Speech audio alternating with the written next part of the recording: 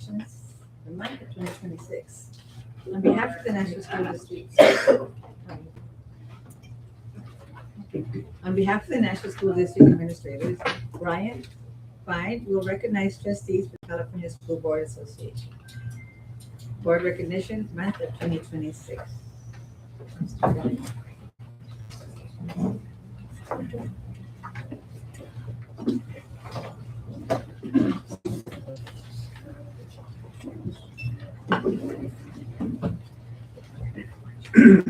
Good evening, President Avalos and trustees.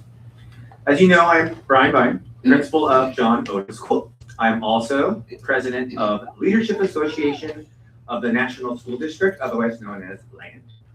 Tonight, I stand here representing our superintendent, Dr. Brady, and executive cabinet in honor of School Board Recognition Month. I have with me a proclamation that I would like to read to all of you for the exceptional work that you do for our students, families, staff, and National City community. Whereas an excellent public education system is vital to the quality of life for all California citizens and communities. And whereas our Board of Education advocates daily for the students and families of our National City community, working to ensure that students' academic, social, emotional, physical, and mental health needs are met so they become their best selves. And whereas the board's leadership and support help illuminate human potential to positively impact the world, including advancing the profile of the National School District learner and the development of our evolving learning model. And whereas Board of Education members work in close partnerships with parents, staff, educational professionals, and community members to create healthy, inclusive environments where all students can thrive. Efforts that contributed to 9 school districts being district schools being recognized as America's healthiest schools in 2025. And whereas board members serve as strong advocates for public education, responsibly communicating the needs of the district to the community and the expectations of the community to the district, while supporting systems that resulted in all 10 National School District schools being recognized by the 2025 California Coalition on Positive Behavioral Interventions and Supports, with 8 achieving the platinum level. And whereas the mission of public schools to meet the diverse needs of all learners and empower them to be competent, compassionate, and productive contributors to a democratic society is reflected in the district's commitment to the United States Sustainable Development Goals and recognition as a 2025 gold level green ribbon school district. And whereas the trustees of the National School District lead with vision and purpose, working in sync with staff to produce exceptionally prepared learners, innovative and compassionate world citizens. Now, therefore, the administrators of the National School District do hereby proclaim January 2026 as School Board Recognition Month and express sincere appreciation to the members of the National School District Board of Education for their dedication, leadership, and service. We urge all community members to join us in recognizing the commitment and impact of local school board members, especially those who serve the National School District, and to continue working together to ensure an education system that meets the needs of every child.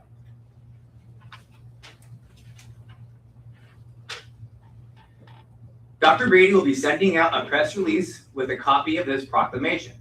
Also, we have framed this proclamation for each of you as a special momentum, and we would be honored if you would all come up to the front of the dais for a collective group photo. Thank you.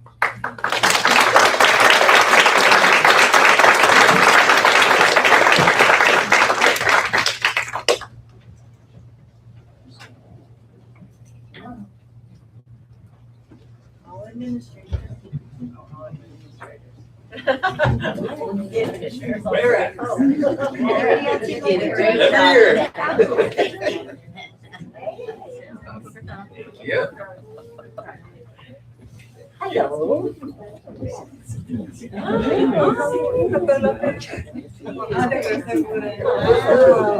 important people up here.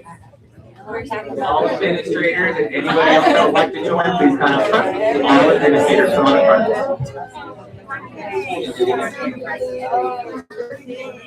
I'm not forgetting you.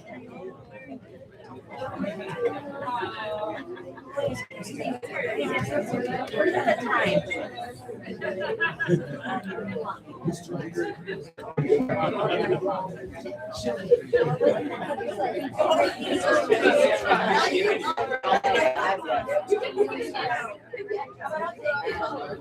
I like the hair.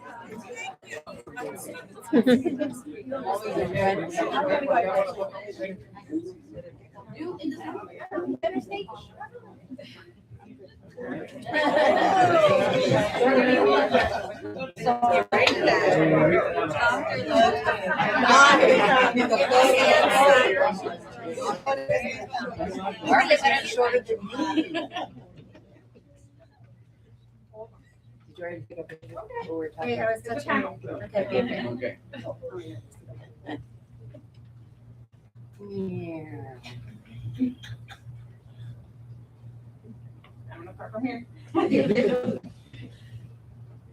like professionals.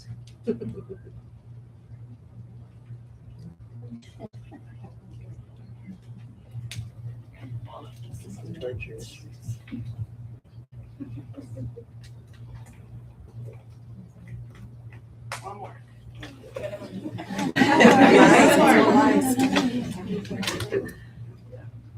Sure.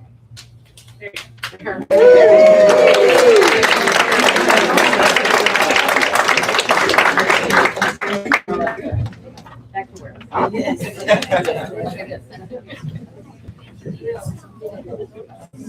Thank you, we're up.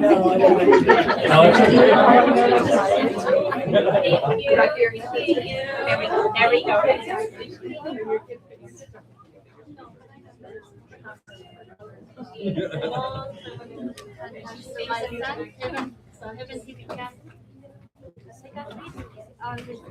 My messenger. That's right.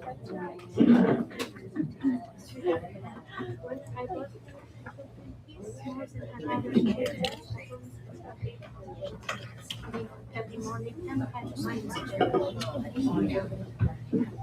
And now we'll continue with our meeting. We will now have a presentation by Altoona School students. Mr. Knight. President Avalos, members of the board, cabinet, it's my pleasure to introduce Mr. Kokenes' fourth graders who will be doing a presentation on our buddy gardening program.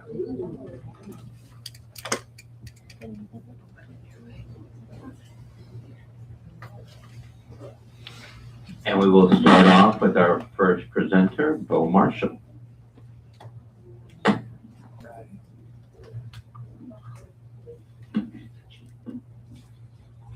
Good evening. My name is Bo and my buddy is Luke. I want to tell you about our special garden buddy program at El Toyon. In Mr. Kokenes' fourth grade class, we are learning all about how to live healthy and how to keep our planet healthy. We paired up with Miss Morales' kindergarten class and picked buddies. As school leaders, we want to share information about being healthy with our buddies. When we meet with them, we help them plant seeds and grow vegetables in a garden right near their classroom. We showed them how to dig, place seeds in the soil, and water them with care. We learned that even the youngest students at our school want to be part of creating something they can be proud of. The first things we planted were lettuce, basil, and tomatoes. My buddy Luke gets really excited when we go into the garden.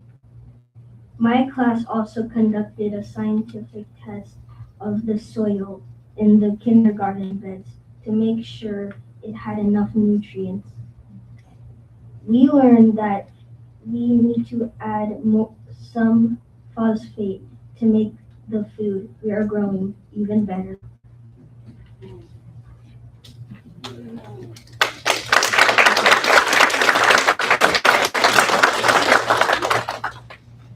Hello, my name is Jimena and this is my adorable buddy Luna. Every week we visit the garden with our kindergarten buddies to water the plants and check on their progress. We started some seeds in a little greenhouse where we watched the green roots push through the soil. We also got a few plants that were already growing and we put them right into the garden bed. We noticed how the leaves grew bigger each day. Luna and her kindergarten friends celebrated every time we noticed a change to the size of the plants. We are also excited to see what we planted come to life. Caring for the garden taught us patience and responsibility. We also were able to taste some of our harvest and we were able to show our buddies how to be careful when preparing food.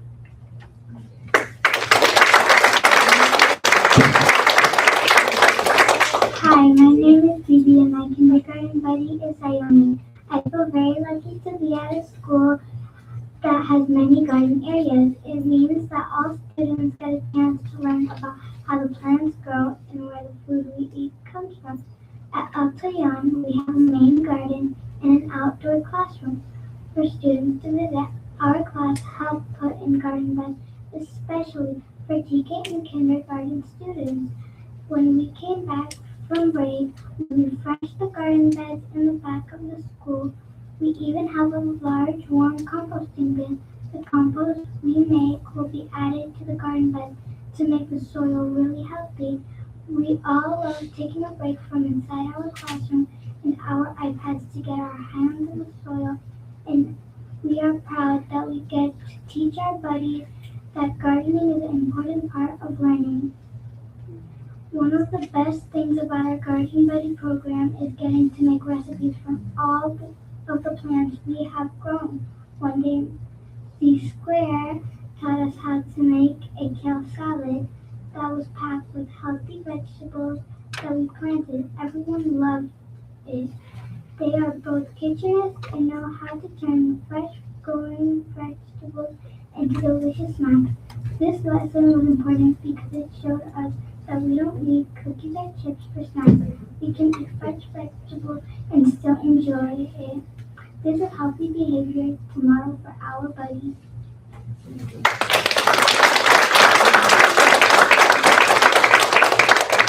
Hello, my name is Samantha. Another really fun activity we did with our buddies was making salsa recipes.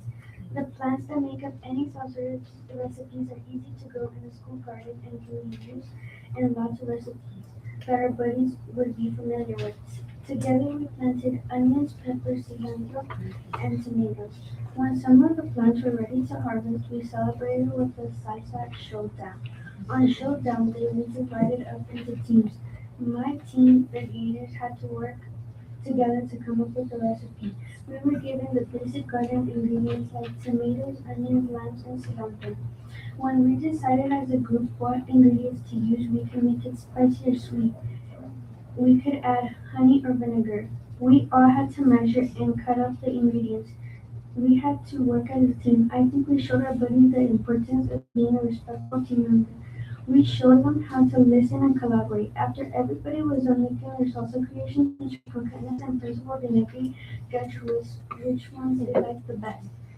Guess what? My team's recipe was the winner. We plan to share with the whole school.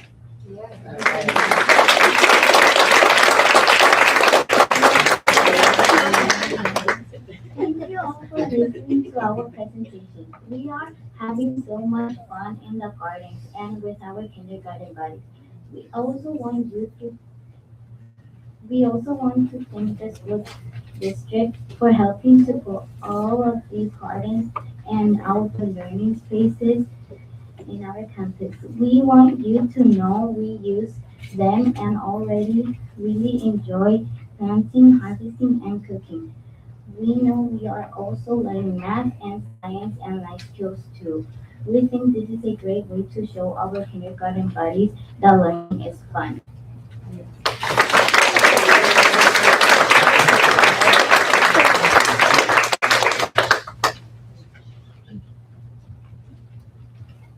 Thank you. Trustee Lopez will now give out the recognitions. First, I want to say thank you so much, students, for being buddies. And we're excited to taste the salsa later from Student Egg you can share with us. And I just want to share, but I'm just so impressed that not only are you teaching your kindergarten buddies how to take care of the garden, but you're teaching them care and compassion for our world and for each other. So I'm really happy to see that. Oh, the salsa recipe.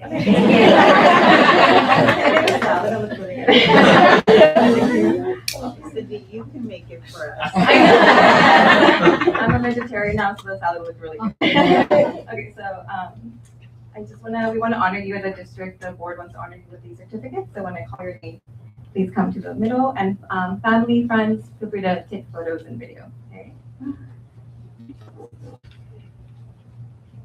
Samantha Leonardo.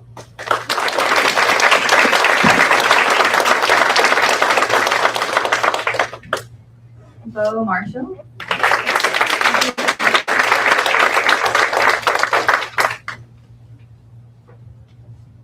Jimena Lizarraga.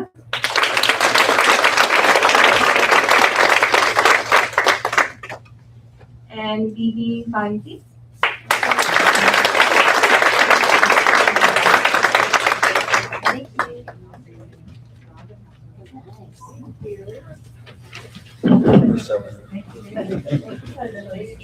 Sorry, Trustee Lopez, now we all responsible for this.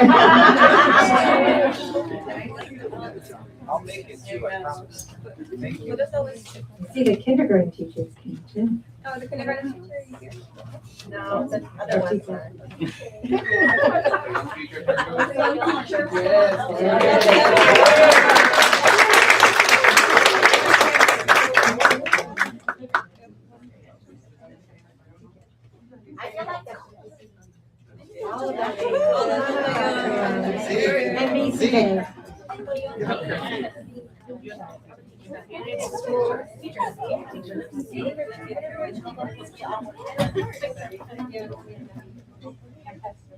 Hey, one more person. Hey, Dawn. Yes, Dawn.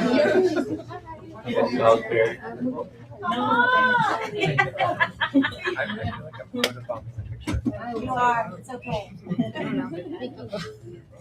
You can make faces, they'll be okay. The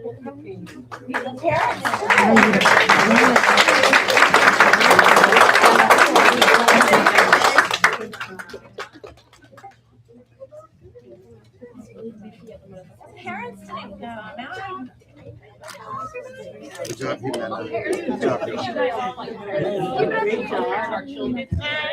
just also want to add, for the students, we'd love to be able to come over and visit your lesson when you're in the gardens with your buddies. So if you want to let us know, Mr. Denegri, and we would love to come over.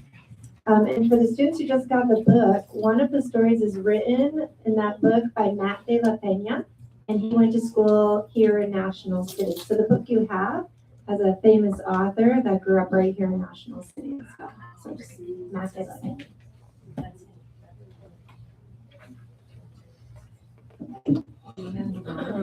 Recognize Claudia Rocha from the Altoona School at the National School District volunteer.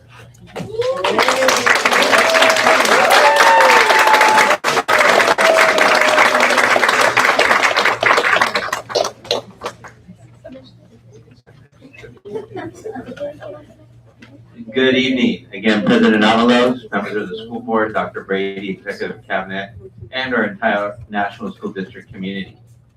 It is my great pleasure to introduce someone who pours her heart and soul into Altoona Elementary School each and every day. our wonderful PTA president, Ms. Claudia Rocha.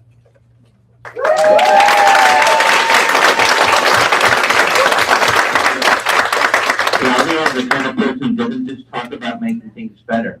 She rolls up her sleeves and does it with joy and energy every day.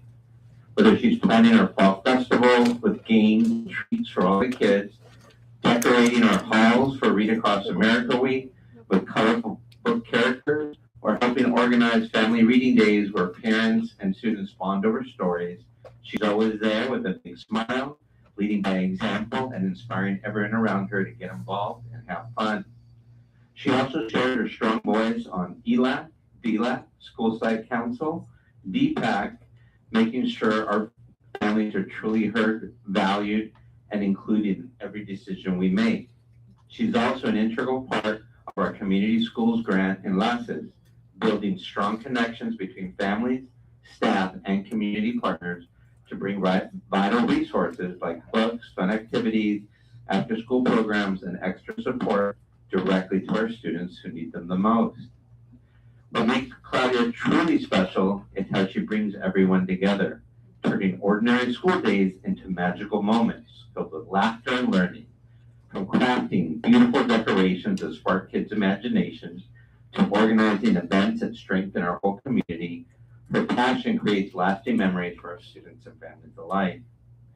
And somehow, through all of this, she balances it beautifully while raising great students who come to our school, bringing her amazing love of creativity, color, crafts, and community into everything she does. So here's a little poem I wrote, especially for her. From Ms. Rocha.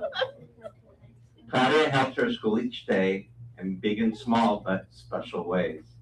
She plans her nights of books and cheer and makes each season bright each year. With Yaretsi, Sel, Evie, and Yareli near, Ms. Rocha brings both heart and art so dear. She paints, she crafts, she lifts us high, like sunshine brightening the sky. When help is needed, she's the one who turns our work to something fun. So here's our cheer, loud as can be. Thank you, Claudia, from El Teon and from me. We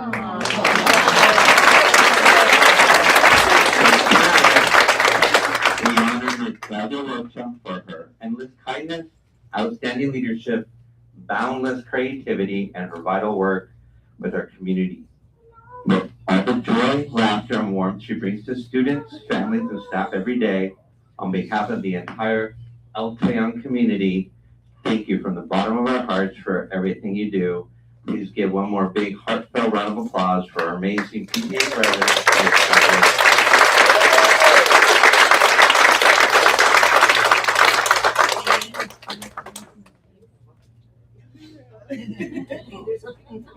Thank you, and anyhow. This is Ruth, our volunteer of the month award, and we want you to stay hydrated. It sounds like you do enough to pass out, so we don't put that. So, I wanted to give her a warning that is straight from the many members of the board. You start as volunteer, and you end up in those seats. So, we want to thank you because, and we say it all the time and we mean it, without our parents who step up and do these things, there are things our kids would miss out on. And we understand that. There is a limit to what we are able to do, even if our parents want to do it all. And this is a space where parents step in, our adults step in over and over and over again and make a difference for our kids. And the thing that's lovely is that you thought you had, how many? Okay, you thought you had 4 and you've ended up with how many? 400. You've ended up with that. And we thank you for that. Thank you very much.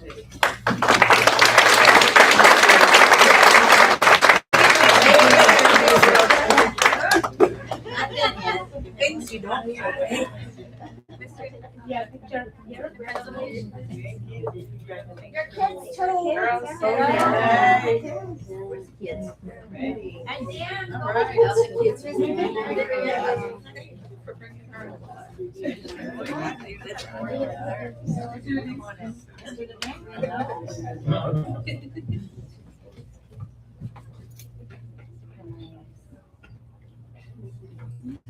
Can we do one more with all of our Elteon teachers? Yes. Come on up. Thank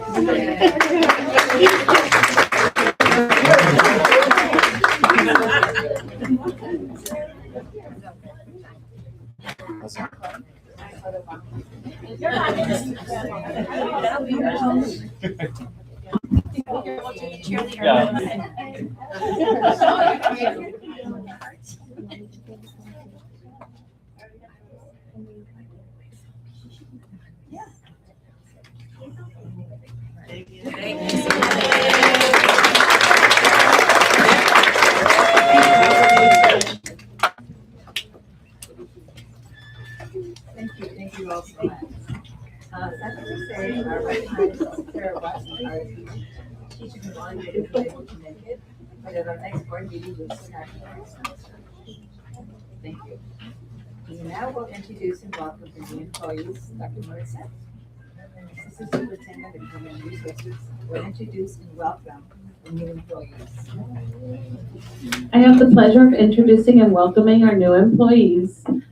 We had all 5 RSVP for tonight. However, I don't believe they all made it. So I will start with those that have checked in so far.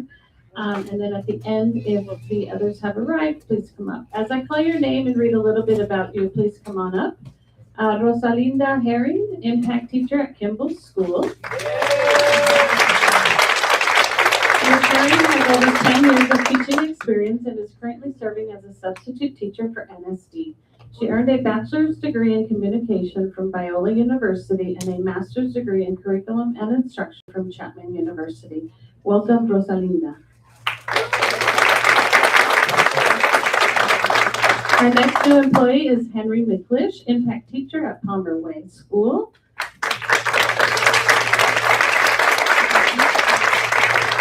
Mr. McClish finished student teaching at Palmer Way School and is now a substitute with NSD. He has a bachelor's degree in educational science from the University of California and a master's in education from UCSD. Welcome, Henry.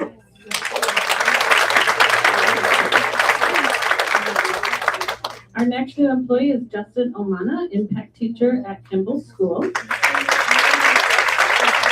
Mr. Omana has more than a year of teaching experience. He holds a bachelor's degree in liberal arts and a master's degree in education. Welcome, Justin. And then lastly, is Jacob Muir here? Yes. Oh, okay. Jacob, yay. Mr. Muir has over 2 years of teaching experience as a substitute teacher with NSD. He holds a bachelor's degree in psychology from National University. He is pursuing a master's degree with a focus in special education. Welcome, Jacob.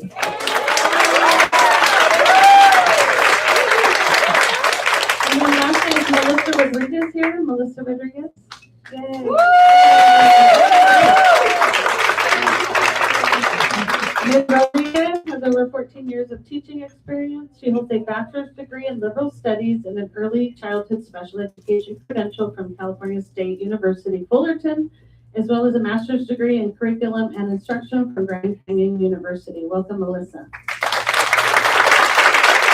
Welcome to the MSC family and welcome all of our new employees. Welcome, everyone. I have to say, this is probably the first time in a long time that we've had everybody here, all of our new employees. So thank you for being here and welcome to the MSC family.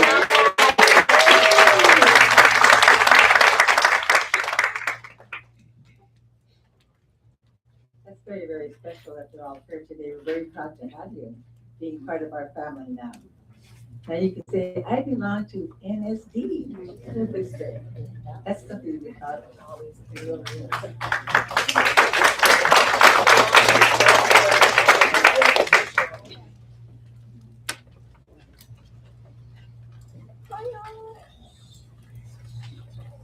Now we're gonna have public communications. Public communication provides the public with an opportunity to address the board regarding an item on the agenda or other topic. Anyone wishing to address the board shall submit a request for oral communications card. Cards are available near the entrance to the boardroom and are to be submitted to the recording secretary. A member of the public who wishes to address the board on any such matters limited to 3 minutes for one matter up to the maximum of 5 minutes for all closed and open session matters. There should be a limit of 20 minutes for any matter unless such time limit is waived by the majority of the vote of the board members, and the public may not yield at any time to other speakers. No board action can be taken at that time. Do we have any? We don't have any. We will now move into the business portion of our meeting. In case you have homework, children, and the parents, I know it's late, probably have to feed your children if they haven't eaten yet. You are welcome to leave, and you're also welcome to stay, whatever you desire to do. Thank you. Oh, bye,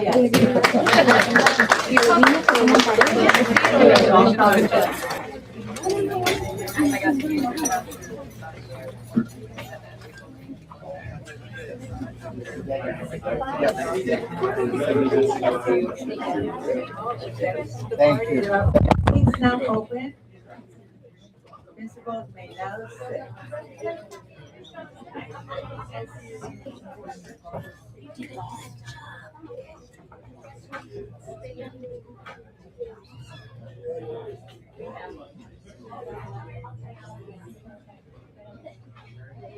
Thank you so much. So well. Good job.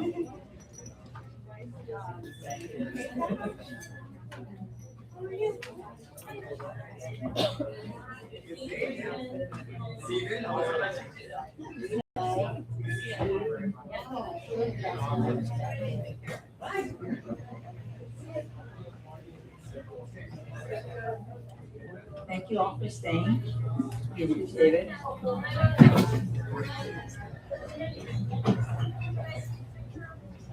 We will now go on to the minutes of the regular board meeting held on December, the agenda. Accept the agenda. Motion to approve. Second. We have a motion by Maria Bencourt Castaneda and a second by Ms. Trustee Cindy Lopez. Ms. Gates? Yes. Ms. Lopez. Aye. Ms. Sarmiento. Aye. Ms. Balifor Castañeda. Yes. Ms. Avalos. Yes. Item passes unanimously. We will now approve the minutes of the regular board meeting. Consent, we will now approve the consent agenda, the routine items of business. All items under the consent agenda are considered routine and will be acted upon in one action by the board. It is understood that the superintendent has recommended approval for these items. There will be no discussion prior to the time the board votes on the motion, unless members of the board staff or public request specific items to be discussed and or removed from the consent agenda.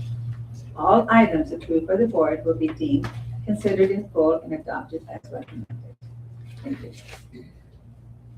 I make a motion, but I think we need to pull the minutes from December 10th, which is 8A1.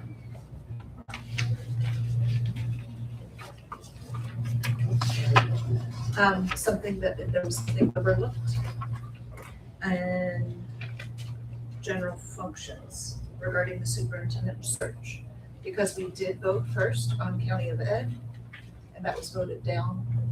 And then we voted on Mr. Anastos and Dr. Cameron, and so both pieces are not in. Pull that motion without that item, and vote on that, and then vote on that separate. Then I would like to make a motion to approve pulling item 8A. 1. Second. We have a motion by trustee Michelle Gates and a second by trustee Cindy Lopez. Any others? Please have the vote. Ms. Gates, Yes. Ms. Lopez, Yes. Ms. Sarmiento, Yes. Ms. Bettencourt Castañeda, Yes. Ms. Alvarez, Yes. and passes unanimously. Going now A1. Approve the minutes of the regular board meeting held on December the 10th, 2025. We'll pull it to vote on separate. We put them on separate so we can make a correction. Yes. Yes. I would like to make a motion to add to point 11A, the vote on the County of Ed that took place. It was voted down to make sure that the minutes are complete. Second. We have a motion by Mrs. Michelle Gates and a second by Maria. Please, vote, please. Ms. Gates, Yes. Ms. Lopez, Yes. Ms. Sarmiento, Yes. Ms. Bettencourt Castañeda, Yes. Ms. Alvarez, Ms. Alvarez, Yes. and passes unanimously. And now go down to policy regulation bylaws. The first reading of the board policy and administrative regulations from California School Board Association. This item is a first reading of the board policy updates. All recommended updates are included in the exhibit for public view and for board members to review between now and our next meeting. These updates are suggested by California School Board Association and reviewed by the district staff to ensure alignment with current district practice. The board will not be taking action this evening. However, members are encouraged to review the policies and bring forward any questions or discussions at our next board meeting. Any significant questions should be submitted to the superintendent in advance so staff may research and prepare responses.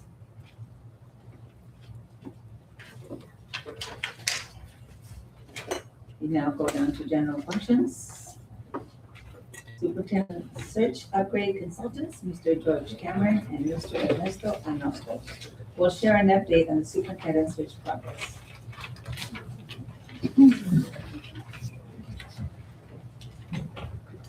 Madam President, members of the board, Dr. Grady and staff, it's a pleasure to come before you again today to give you an update on the superintendent search. As an aside, Mr. Natsis and I would like to also congratulate Ms. Rocha. I know she's just left. She was attending our DLAC DPAC meeting this morning, and I believe she attended Dr. Brady's meeting at 9 o'clock, so a long day for her, well-deserved award. And just as another aside, Rosalinda Pena, who was recognized today as a new employee, tech teacher. Her mother and I taught together at Kimball School a long time ago. And before that, we were college classmates. Nice to be able to see that the board is recognizing them as well. We'd like to just share a few highlights of the search so far. And tonight we basically have an update to share the work that's been completed to date, to confirm some of the upcoming engagements and timelines we've set aside, and Mr. Natsis will preview the community online survey that will launch very soon. As you know, we're in the early phase of this process where we are listening and gathering information from focus groups that the board has identified and that staff is as well. We'll soon be developing the superintendent profile and posting the position and beginning the recruitment process as well. And in the last phase, we'll be screening candidates. The board will be interviewing candidates and making a selection. These are the groups that we've engaged to date. On January the 14th, last week, we met with the PTA officers, 35 parents at Olivewood School, very engaged parents, and it was just a wonderful time to be able to listen to what they felt are the strengths, the challenges, and the desired characteristics of the new superintendent. We also met on that same day with the certificated roundtable, and they too gave us some very valuable input. And classified the following day, and today we met with DLAC and DPAC here in this room, and all gaining very valuable information and having their voices heard. In terms of what's upcoming and scheduled or pending, we're meeting with the confidential employees tomorrow, I believe in this very room, Vanessa. So we're looking forward to meeting with them as well. We're meeting with the roundtable, the kids.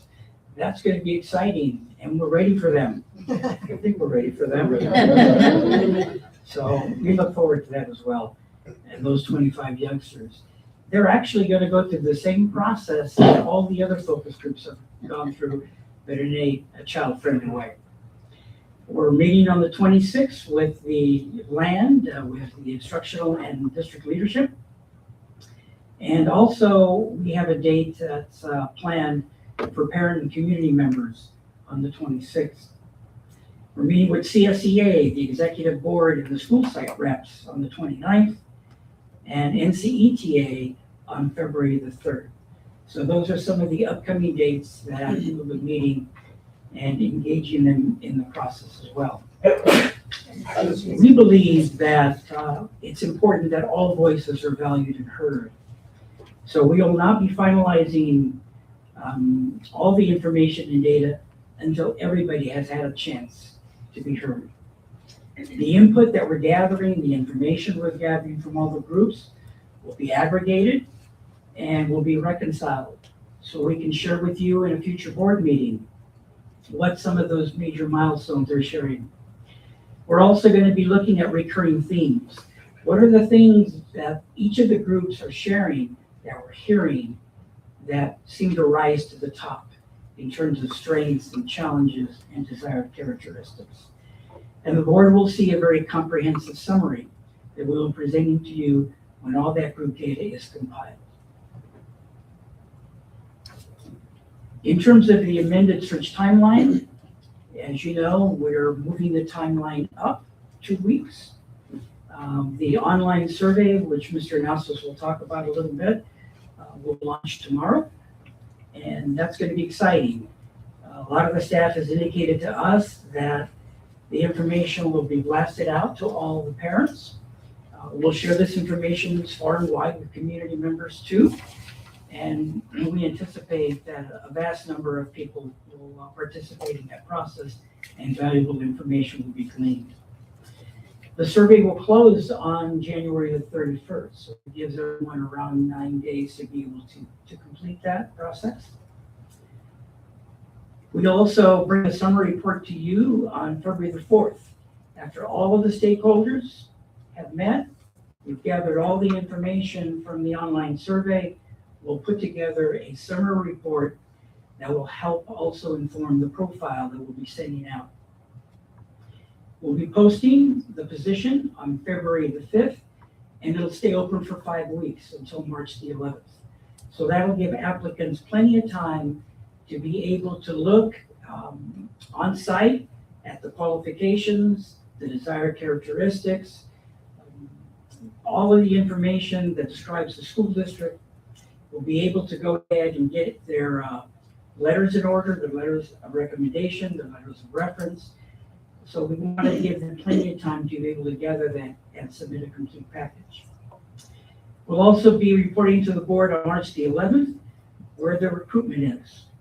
So by that time, with the closing date, we might even get some applicants, as it comes at the late date, but we'll share as much information as we can on March the 11th to see where we are.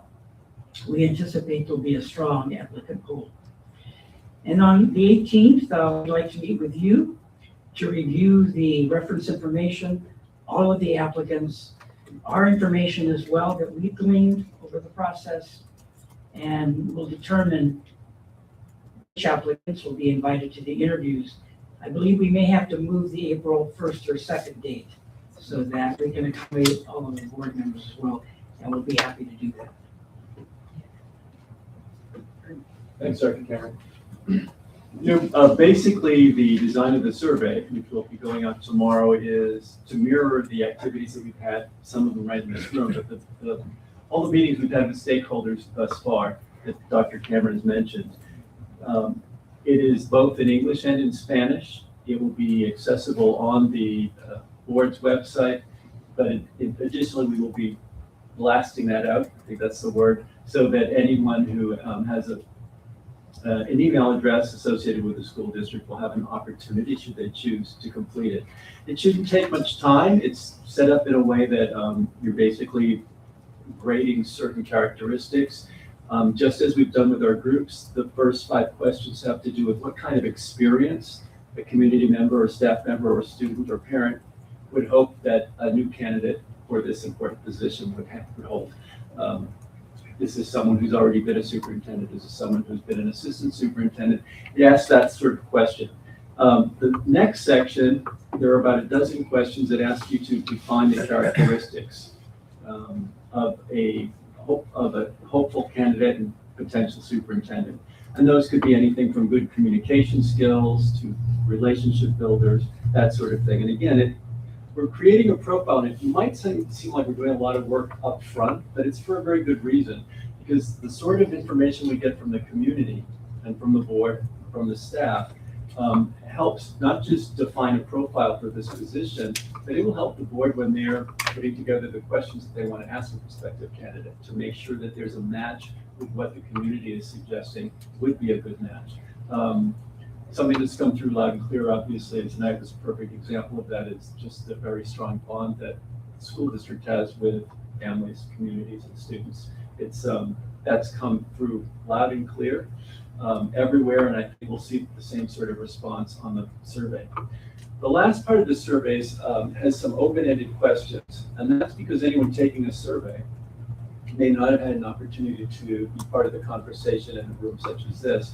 And that allows, if you've got something on your mind, something to congratulate or applaud, something to really have a problem with and might need looking at, or any other sort of descriptor that you'd want to use for a potential candidate for this position, basically in your own words, you'll be able to address that on this survey. As Dr. Cameron said, we'll put all of the information from the survey together with all the information that we're gleaning from the meetings, so that the voices are all equal in that regard. We'll come back to the board with, among other things, maybe a pictograph to show you kind of where the interest lies and what sorts of things are really highly valued. The board will have all of the information in the end as well, besides a summary that we'll present. I think we said, I don't remember the date, the 11th, I think, of February. So that's what that's going to look like. It's going to be open for 10 days. It's completely anonymous, but we will be asking folks to identify themselves as either a student, a parent, community member, guardian, or staff member. So that way we'll be able to also look and see if there are certain themes that are important to certain groups. Aside from that, this is why it matters, and I've kind of talked ahead of this piece. So we will be looking at the data and again, ensuring that every voice is heard. So at this stage of the game, the board role is to do what they've always done, and that's encouraging broad community participation in the survey, as they were doing by letting us present tonight and then posting it tomorrow. Of course, maintaining confidentiality and neutrality. One of the things that we're asking all of our candidates to do when they fill out an application, or when they even consider looking at this position, is that they do not direct any questions or concerns to the board members themselves, and that all works through us as advisors, Cameron and us as advisors, so that again maintains confidentiality and neutrality, and of course staying engaged and participating fully in the process, which the board certainly has already done by hosting of the initial workshop that basically kickstarted this project and gave us our first marching orders. So we're feeling really good about, as Dr. Cameron mentioned, I think there will be a strong pool of candidates. I think that we will be able to bring the board, hopefully the problem won't be making a hard decision. And once again, this is kind of what our what we hold as our values, making sure that every voice matters. What we're learning today will drive this profile and the questions of perhaps the board's choices, and drive the recruitment and the work that we'll do. This is the email address that we can be reached at, so we can respond at any point if there are additional questions or concerns or suggestions. But we'll also be reading hopefully hundreds of surveys. So we should be able to come back next time with some more solid information. Thank you. Anything else, Dr. Kennedy? I have a question. Yes. The email address, is it Cameron and A&D? Cameron Anastas. Yeah, no, it's just both last names. It doesn't say and, just Cameron Anastas at Gmail. And that's, by the way, when you first open the website for the National School District, there is a pop-up right there about the superintendent search. It will have, currently there are posted 2 summaries of the work done to date, one in English, one in Spanish. There's also the link to our Gmail account. And that will also be an additional opportunity for someone who maybe doesn't get a email blast from the district, such as a community member. They can also link onto the survey there should they have some suggestions they'd like to share with us. Thank you. That was what I was gonna ask, so we can just have them direct them to our website. Absolutely. It'll be on our landing page. On the landing page, on the National School District landing page. Thank you. Thank you. Mrs. Lopez? Yes, thank you for sharing the update. And just to clarify for anyone watching, anyone here, all inquiries about the search should be directed to you, both of you only. Thank you. Thank you. Any other questions? None? Oh.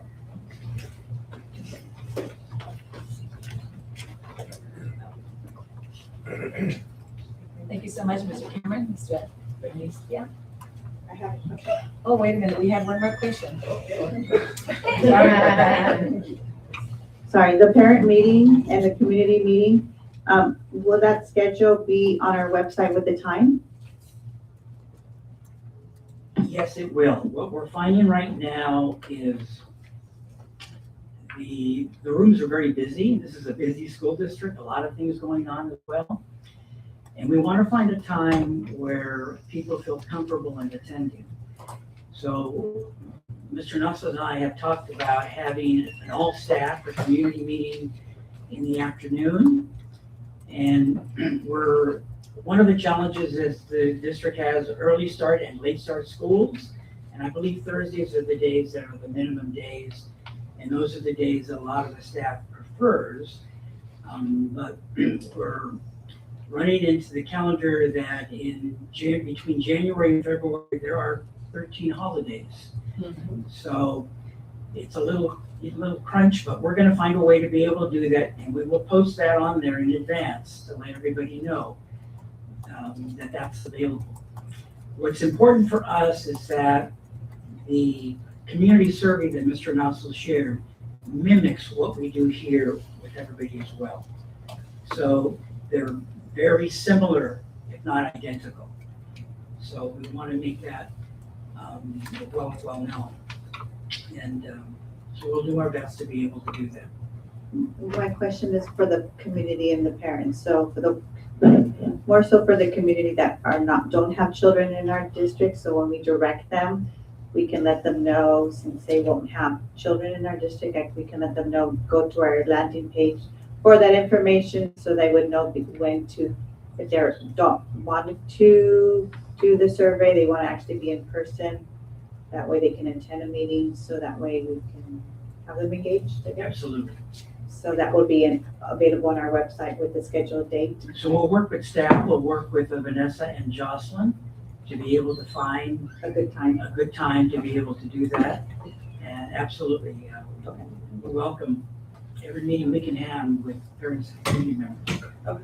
I'll let them know, because they reach out and then I want to make sure I can give them the right information. Sure. Perfect. Thank you. Thank you again, Mr. Cameron and Mr. Thank you.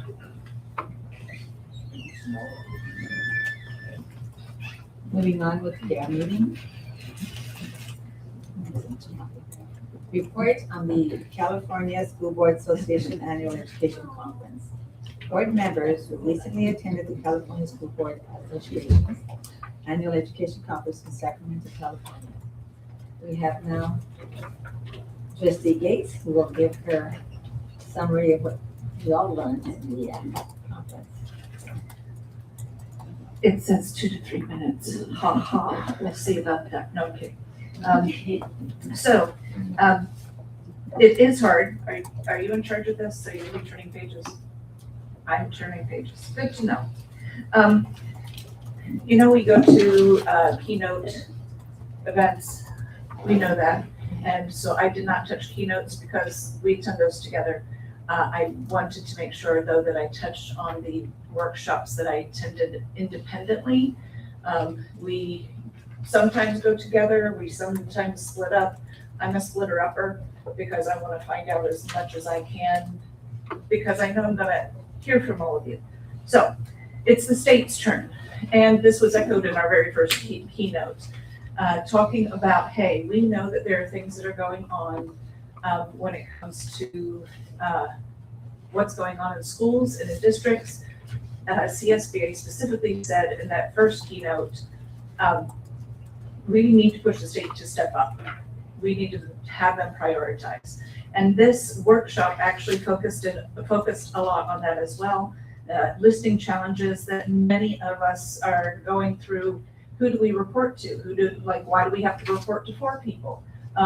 Why, we have supports, but that's not coordinated. It's not actually helping us. It's giving us more to do. There were many different things that they talked about when it came to challenges, and CSBA as a group is actually saying, hey, we need a plan that works better for all of us, and the state actually has to be a part of that without putting more on our local education agencies. We can't take more. And so they have some proposals, everything from the state of the gap was one of the things they were talking about specifically. The gap in learning that we have lost after COVID. How do we address that gap and what can be done? As well as making sure that goals are actually consistent, have benchmarks, things that, this one, very important, alignment of budget with your strategy. Don't keep telling us things that we need to do without actually giving us the budget to do it. Please and thank you. Another one I attended was the long-term bargain, talking about preparing board members for negotiations. That's always an interesting thing as someone who's also a teacher and a union board exec member to hear what the school board association says. But many of the points are points I would hope all of us would have. So why do we bargain? It is to provide fair and equitable salaries. We are looking to, the goal should be the best working conditions for our employees so that we can offer the best education for our students. So regardless of which union it is, that is the goal. We do have obligations, and some of those are that, hey, before the final budget's adopted, what are we doing? And let's be timely with that so that we don't turn around and go, oh, shoot. If we can't do it after the budget's adopted, we aren't supposed to be making those changes after. We should be talking about them before. We also really need to be aware of negotiations impact relationship and how we honor or respect our labor partners. It absolutely plays out in the morale of the district. It also plays out in what we can do next time. I have related this to, honestly, to a marriage before. You can't go calling the person you're supposed to be spending time with and loving. You can't be calling them names. You can't be disrespecting them. You can't be treating them like less than. And then you have one date or sign a contract and expect that tomorrow everything will be fine. It does not work that way. We are relational beings, and we have to remember that when we work with labor partners. Budget relief through early retirement incentives was covered.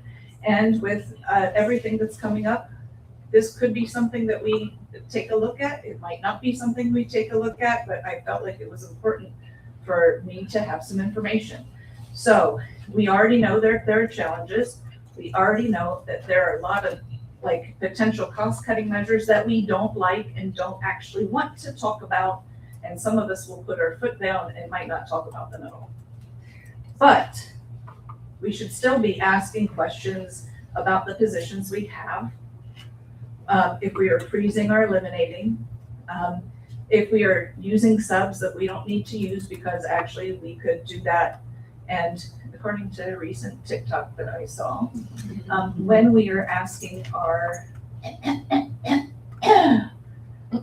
people with credentials in the room to actually step in instead of struggling to find subs or going to extreme lengths in pay, when we have plenty of credentialed individuals who actually can cover classrooms. Hi, principals. Dr. Brady, Dr. Fillion, and Kevin. I don't know about you, Dr. Conklin. Are you guys? Can you teach us? Yes. Woo! That's, how many, 15 at least in the room? Yes, we got 15 more subs. They did point out, and I do want to say this, we often think of it as a number. It is not necessarily a number of people. It is a number of, if we were to go to this point, it's a monetary number, because we know that retirements span the gap of how long someone has been teaching for us, how long someone has been a counselor for us, how long somebody has been a custodian for us, and where they are on the seniority scale and pay scale. So lots of times we want to turn around and say, if I could just, if 12 teachers would retire, that's not actually going to meet a goal, depending on who that is. So fast and furious, keeping up with federal action on education and what it means for your district. This covered a lot of different things, and talked about the prioritization of state versus federal law. If the federal law doesn't speak to it, apparently state law then goes, and depends on, like, there were all of these things listed. But the 10th Amendment apparently specifically says if there's no specific law, California holds the authority. Good to know. There are penalties for not following the law, and we all know that. None of us have ever been pulled over for speeding, I'm sure. But we know that there are penalties for not following the law, and a school district abides by the same. They did make mention of the changes in the U.S. Department of Education duties as the department is being broken up, and wanted to make sure we understood that things weren't just disappearing, they were being reassigned. And so Department of Labor was receiving some things, Department of Interior, other State Department, like different responsibilities assigned to different areas, which was good to know. There is concern regarding the Office of Civil Rights, because it kind of just stopped. And so there are cases and things like that that are in limbo at this time. So anyway, we will need to pay attention to who's responsible for what. I have one more. I've tried to be fast. Like I said, it's not all of them. It's just like, this one I felt that was important. I know that as far as our district goes, we begin reproductive health and sex education with our 6th graders. We limit what we teach, and we try to be attentive to that. However, the young lady who spoke on this consent and consequences is a student board member in her district, who is a senior who was assaulted in 9th grade. And she talked about the ramifications of that. She pointed out some of the data. 18% of high school girls have experienced sexual violence, according to 2023 numbers with an NPR article. 1 in 6 boys and 1 in 4 girls would be assaulted as adolescents. And when you start talking about these numbers, and then she had looked into, because she saw a distinct drop in her, of course, when she reflected in her own grades. And so she pointed out some of that information. She talked about take a twist on what we teach in this, focusing on having students understand what consent means, focusing on teaching what power dynamics look like in a relationship, talking about healthy relationships. She said the healthy relationships, whether it be friends, family, or dating relationships, are often overlooked in our curriculums. And so we aren't teaching the fullness of what we could that would help some of our students, both those who could potentially perpetrate and those who are potentially harmed. So preventative policy, comprehensive sex ed teachers, these were some of the suggestions, and early consent education were to trauma-informed lessons, like some of the things she specifically spoke to. And she mentioned also the inclusive curriculum that addresses LGBTQIA+ identities, because we have those students in front of us across the gamut.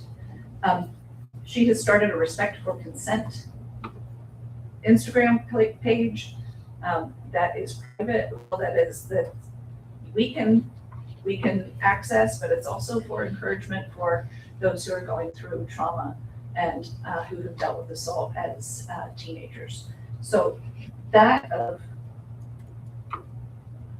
sometimes you just look at kids and go, they are incredibly brave. I did not want to forget our special honor that we got to be present for, the Golden Bell Award winner for National School District's work, Olivewood Gardens. That was a joy to be out with all of you. And there's one more. Thank you. Thank you, Trustee. Next to give her report is Trustee Lopez.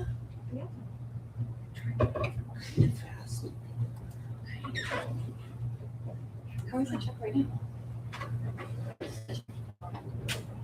The check. Oh, the big one? I was just wondering. Yeah, she did. They cashed it. Yeah, they cashed it. No, I was gonna point to it, but it's not. Okay. All right, good evening, everyone who's still here, and to my colleagues in cabinet. So here's my brief report. Just want to focus this evening on 3 sessions that I think really have impacted me and share with you, so maybe we can have a conversation about it in the future. So the first session that I attended was a case study of Compton Unified, and they have really transformed their STEAM at their school site. And I really like that they had honest conversation. The board and I believe their leadership was there too. And they just said that they were tired of being last. Like they just said, we had enough. We had enough of being seen as a city, as a district who produced X, Y, and Z, negative connotations. And they said, we are at that point where we want to do better. And they revamped the curriculum. They gave direction to their leadership. They said, we want to see this, we want to see that. What would it take? And because of that, they were able to transform districts. And they said, take care of business. And that's what we are doing as a board, as leaders. We're doing the business, which is to provide excellent education to our students. And they transformed their district. Many other times they were mentioned, oh, Compton Unified or their STEAM program, like they were just the buzz of the event. And their scores, they 8% in ELA, 6% in math. They have partnerships with Verizon and Apple. They really just reached out and were saying, hey, how can we partner, make STEAM grow? They got Wi-Fi from Verizon and MacBooks from Apple. So it really is a possibility. So I think for us as colleagues, as we reflect, it's like, when are we there? When do we say enough is enough? We need to change direction or really evaluate what we're doing to just get that break and blast off, no pun intended, into something better, something more that we can give our students. And that was STEAM. And then the other one that I just immediately was like, Dr. Brady, we should talk about this, was the TK to 16 Expanded Learning Gateways to Career Pathways. So this district, what they have really done with ELOP and ACES is just really done a rotation, and the picture was not that great, but really done a rotation of programming and after school. They also do Saturdays. I know we do intersessions, but they really said, well, how can we expand those opportunities for students to really get that rotation of 6 weeks you go to this program, this other 6 weeks this program, and they said that they really liked how some students were able to just explore what that might look like in a career. And because of that, they partnered with the community college for them. They were able to really start getting some credits or do vocational learning, and really just use that funding to provide those opportunities. So I think for us as a district is really to reflect what are we offering in our after school program, who are we partnering with, and how can we diversify so that our students are getting an opportunity to just see themselves in the garden or see themselves in IT or see themselves up here. So how are we really using those resources to do that? And one other thing that I really, really liked that I know we can make happen is that because our students are with us until 6 p.m., some of them, is provide them with a hot meal. So give them dinner, and I know we have our snacks and everything, but if families are trusting their kids to be with us until 6 p.m., let's feed them and give them a dinner. So I really love that, and I feel like we're able to do that within our 11, I hope so. And yes, they have homework and support. So, and then last final picture, because it was all just the meat. So deconstructing of a bond measure. So really looking at the two props. We have prop, and I put it there. Oh, sorry, copy things. Okay, there's two props. So because of those two props, it's okay. I can send you the note later.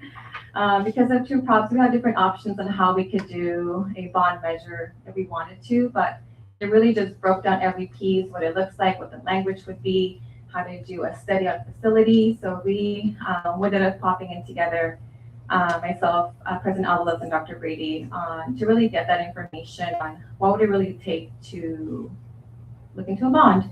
And also learning that one of our last bond, the approval rate from the voters was one of the highest. So just knowing that our community has confidence in us, that we're able to do a good job and be able to possibly do it again. So just looking at that for the future, and copy and paste it, but I'll send you the notes. And that's it. Thank you. Thank you, Christy.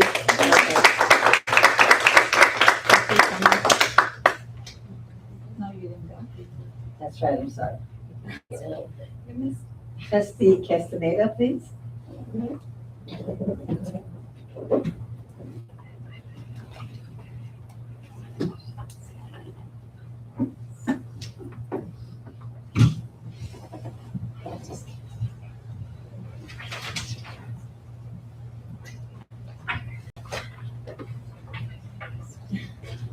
When I was in school, that everybody was suspended.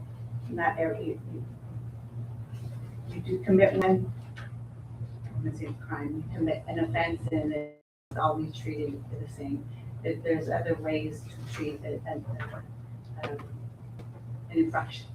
So we have to realize how we treat each child's way of disciplining each child. So it was very interesting, because just like Dr. Brady's presentation for the state of the district, each child is learning differently.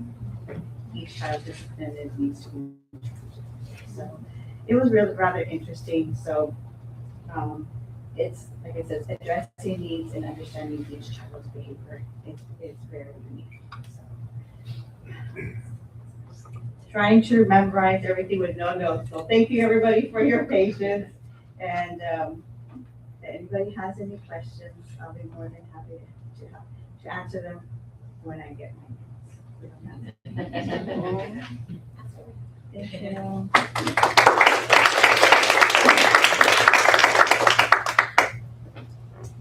Thank you, Ms. Castaneda. I also, of course, attended the California School Board. You don't have a slide? No, I don't. No, I can't read it. I'm just gonna get it from you. No, I guess I made one for everybody, but the words are too small. I'm just gonna read from here. Yes, I did attend the California School Board Association, and yes, I did do my homework as a delegate. We do go there 2 days earlier, as Trustee Castaneda said. I attended a session of special education and the school board, simply because I have many family members who are special ed educators here in San Diego, a couple in Albuquerque, New Mexico, and a few in Texas. So that is what they chose to be as educators. So that's important to me. The objects was understanding the special education and the legal standards, exploring the special education process and common concerns, navigating the impact of stakeholders and complaints, considering the board's role in supporting special education. The big picture of the relationships in general education. Special education students are general education students. First, special education is an overlay to general education. General and special education must work together for the special education to operate successfully. Individuals with Disabilities Education Act, understanding the legal standards of the IDEA can be difficult for everyone involved, parents and staff, and can lead to disagreements and complaints. The law provides a framework, planning, procedure, and implementation, policy consideration, access to education, district obligations versus parents' rights, suspensive versus procedure obligations. Substance, free appropriate public education. FAPE in the LRE refers to the substance obligations to plan for a special education students and unique needs. FAPE means, what are we going to do? What does it mean to provide the appropriate public education? Least restrictive environment. LRE means, where are we going to do it? Educating students with disabilities with non-disabled peers to the maximum extent, appropriate them, supplement aids and services until it can no longer be achieved satisfactorily. The Rowley factors, educational benefits, non-educational benefits, effect on others, and the 4 costs of mainstreaming. The procedure violations, an alleged procedural violation only rises to the level of a substantive denial of a FAPE in the LRE when it causes one of the following names: impeding the right on the child to an FAPE, significantly independent and opportunity to the parent to participate in the discussion of the making progress. Process, cause of deprivation of educational benefits, implementation, a denial of FAPE in the LRE due to implementation requires a material failure to implement IEPs more than a minor disciplinary. Assessments, process. Assessments are the foundation of special education, eligibility, and planning.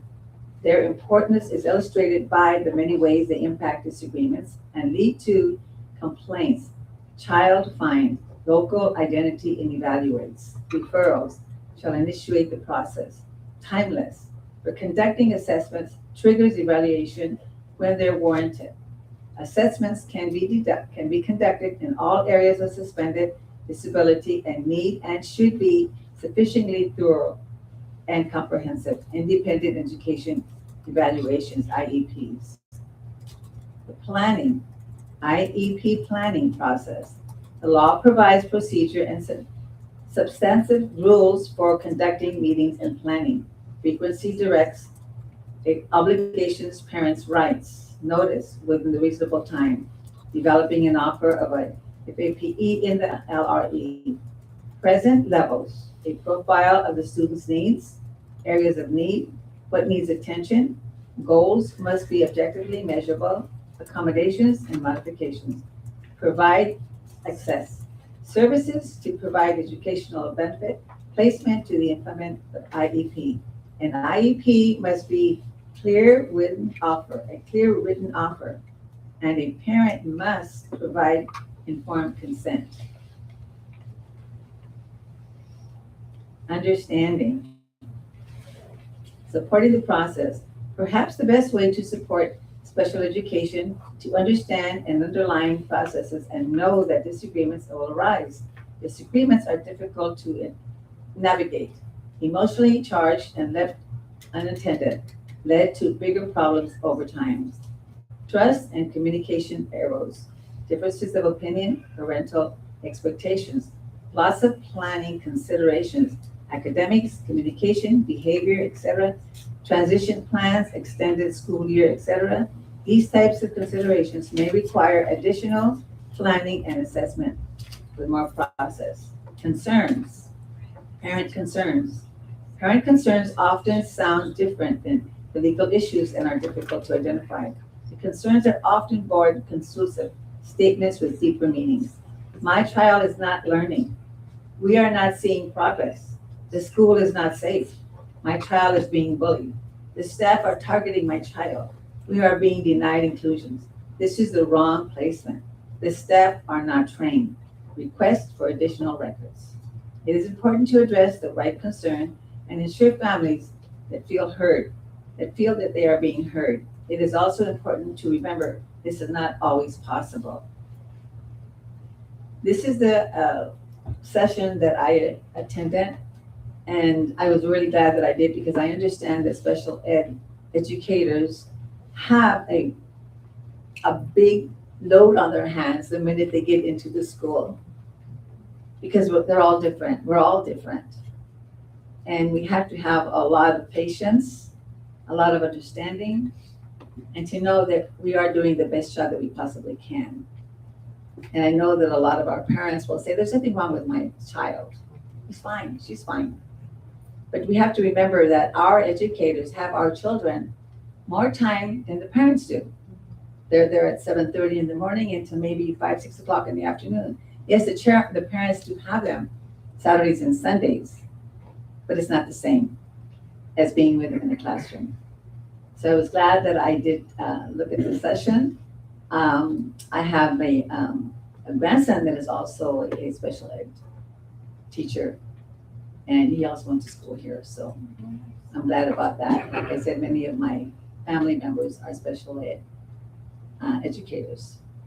So I learned a lot, I understand a lot from listening to my own family, telling me things that are going on in their schools and in their homes. And so I applaud you, and I'm very proud of all the special ed educators that are here. That's a great job. It's a hard job. All of you are doing a great job, special ed or not. Thank you so much.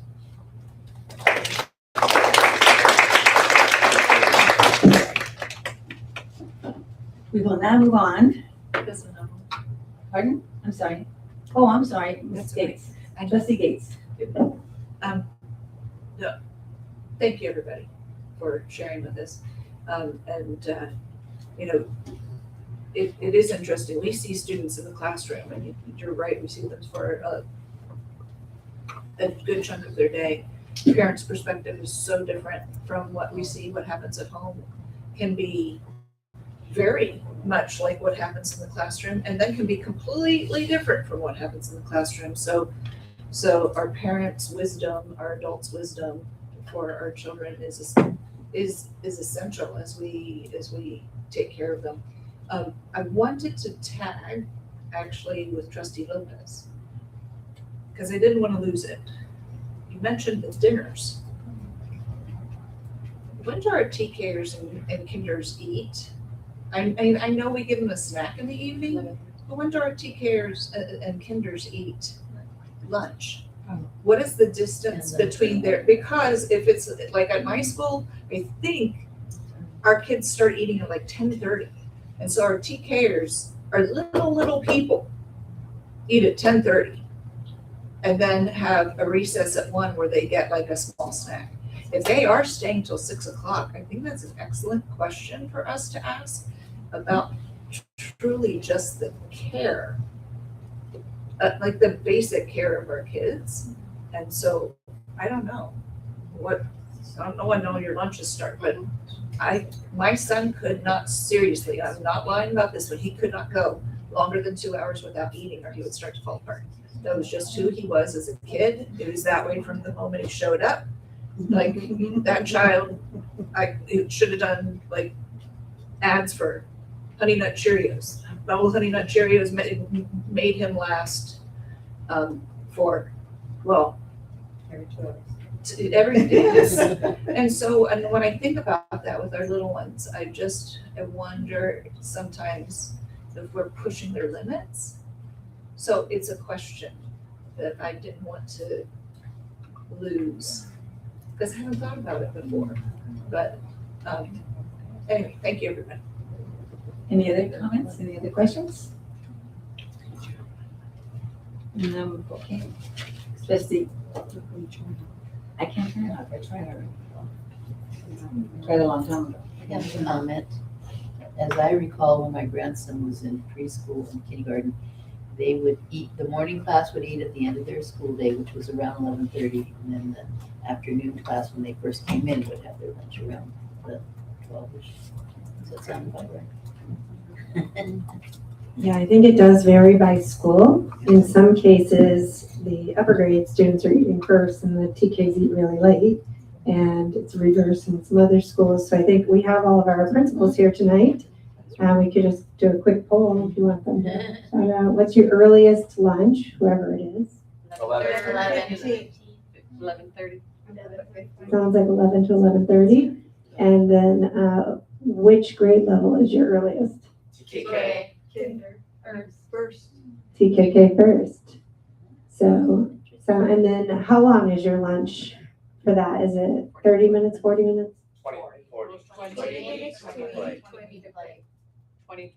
20. So if they started at earliest 11:20 would be the earliest. Sounds like it's all pretty primary. We definitely can look into, what kinds of snacks are being provided, the possibility of providing a dinner. I know that's something that John Hanson has been interested in doing in the past. Of course, cooking, and that requires staff. Depends on how many students are staying. When we do allow parents now to pick kids up throughout that reach afternoon, so it depends on how many people are there toward the end.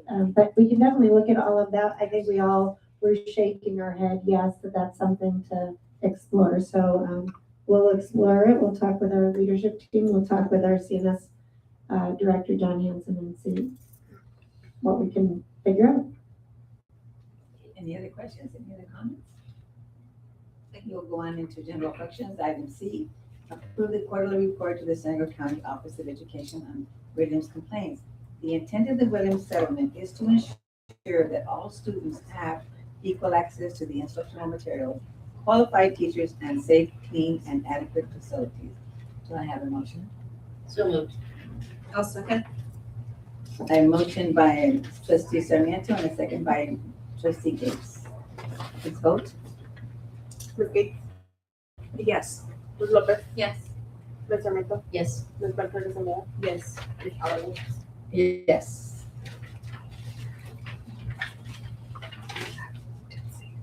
Going on to number 12, human resources. For the next one? Educational services. Number 11.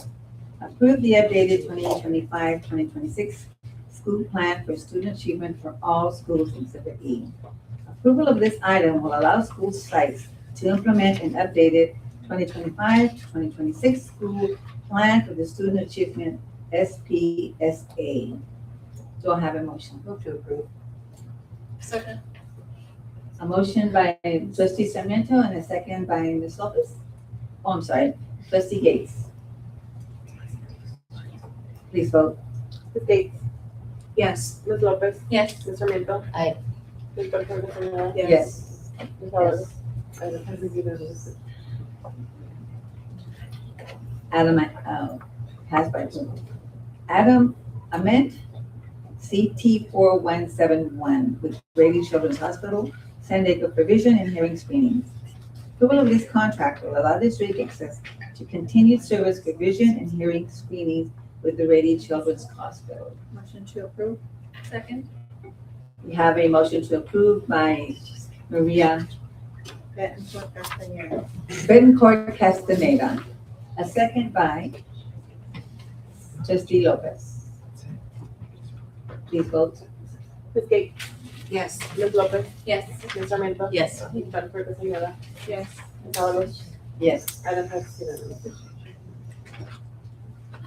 Going down to human resources, item 12, approve the job description for instructional assistant behavior intervention. The elimination of the contract behavior intervention will create a funding service for the instructional assistant behavioral intervention position. Move to We'll approve the have- discussion. Second. We have a motion to approve by trustee Gates and a second by trustee Castaneda. Go ahead, please vote. Do you have discussion? Do you have discussion? Yes. Dr. Kevin, could you give us some of the thinking behind this and how this changes or rearticulates things, please? So this is a new job description that we're bringing forward to address specifically behavioral needs for students. We are looking to convert, for lack of a better word, current instructional aides that may be interested in moving into this role. They would have some additional trainings to be able to address some of the needs to work with students, aside from the type of, in addition to the type of services that they already provide as an instructional aid, to be more equipped to handle behavioral needs in the classroom. Is this more of a one-on-one position? Is this a small group? Like what or would this particular role be looking at? I'll let Dr. Philia answer those questions. Yes, so these people would have additional training to support behavior, and so they would be in the classrooms in a situation where a student maybe is having more specific behavioral challenges and helping kind of observe, be able to give strategies, help with the behavior kind of plan, and then work in collaboration with the teacher and support the student. So again, one-on-one or? They could be, so they could be. If a child needs more one-on-one versus we have some behaviors in this classroom. Correct. The person could meet some behaviors by multiple students or be assigned as a one. Exactly, we wanted that flexibility. Any other questions? Trustee Lopez? Yes, so just to confirm this, there's gonna be elimination of previous vendor for this, and that's why we're gonna bring it in-house. Is that the thinking behind it? It is, yes, exactly. And then just to follow up, this is general funds, or for what funding source for these people? Thanks, I'll field that one, trustee Lopez. And in general, this would be most likely an unrestricted general fund expense. At the same time, however, the vision for this is really not to be hiring new staff. It's to be utilizing current staff who may have expertise and express an interest in behavior management, provide them with some additional training, and then support in a new capacity, but not actually increasing staff. Thank you. Any other questions?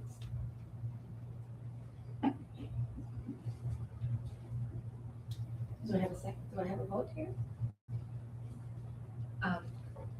I had moved with discussion. And who had seconded? Thank you. Okay, we had a approval by trustee Gates and a second by Maria Castaneda. Ms. Gates? Yes. Ms. Lopez? Yes. Ms. Sorrento? Yes. Ms. Becerra Señala? Yes. Ms. Avalos? Yes. Item passes unanimously. Continuing on with human resources, item B, approve the 2026-2027 school year work calendar. The district annually negotiates with the California School Employee Association, CSEA, and its chapter 206, consultants for the National City Elementary Teachers Association and CETA on the school year work calendar. Do I have a motion? Second was the question. So, first, Dr. Kevin, is there anything interesting that we should know about the calendar as compared to normal? Yes, this year we did add a new holiday that was added to the state of California. We added Diwali. In order to add that holiday, we would have to add an additional school day. So we decided in negotiations that we would move that holiday to our traditional week. If you're not from National School District, you might find it odd that we take all of our holidays on Thanksgiving week. But it was added to that week, and then subsequently we moved Good Friday to the spring break week. So what really this means is that it's going to affect 12-month employees. It really would not affect any of the other employees. So 12-month employees have gained a holiday, and it would be Diwali, but it would be recognized Thanksgiving week and moving Good Friday to spring break. And I do have another question for you with the, how does it overlay with Sweetwater for our families who have students who cross both? Well, we have the same start date and end date. We do have, the thing that does differ from Sweetwater is sometimes our PD sessions. But for the most part, all of our breaks are similar and start and end are also aligned. I don't know that they've taken Diwali yet. Thank you. Any other questions? Any other concerns?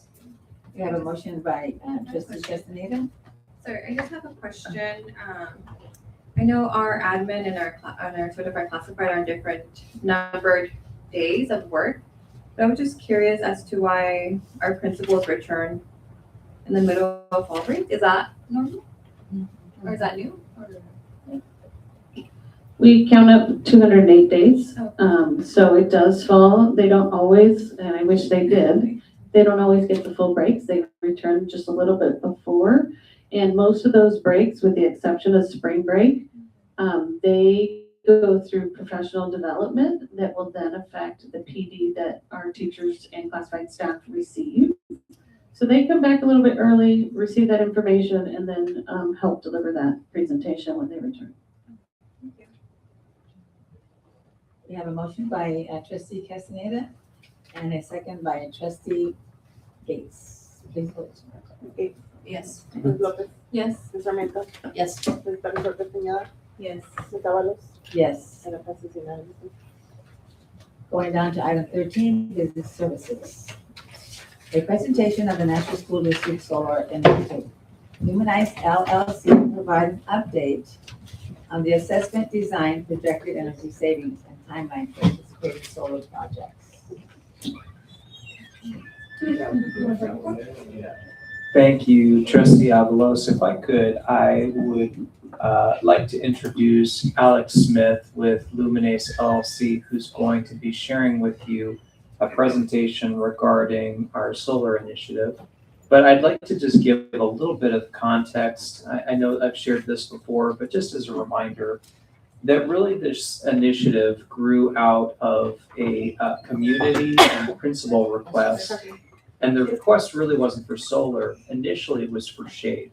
And we discussed the need for increased shade on play fields, near play structures, etc., which I think we can all agree is a need.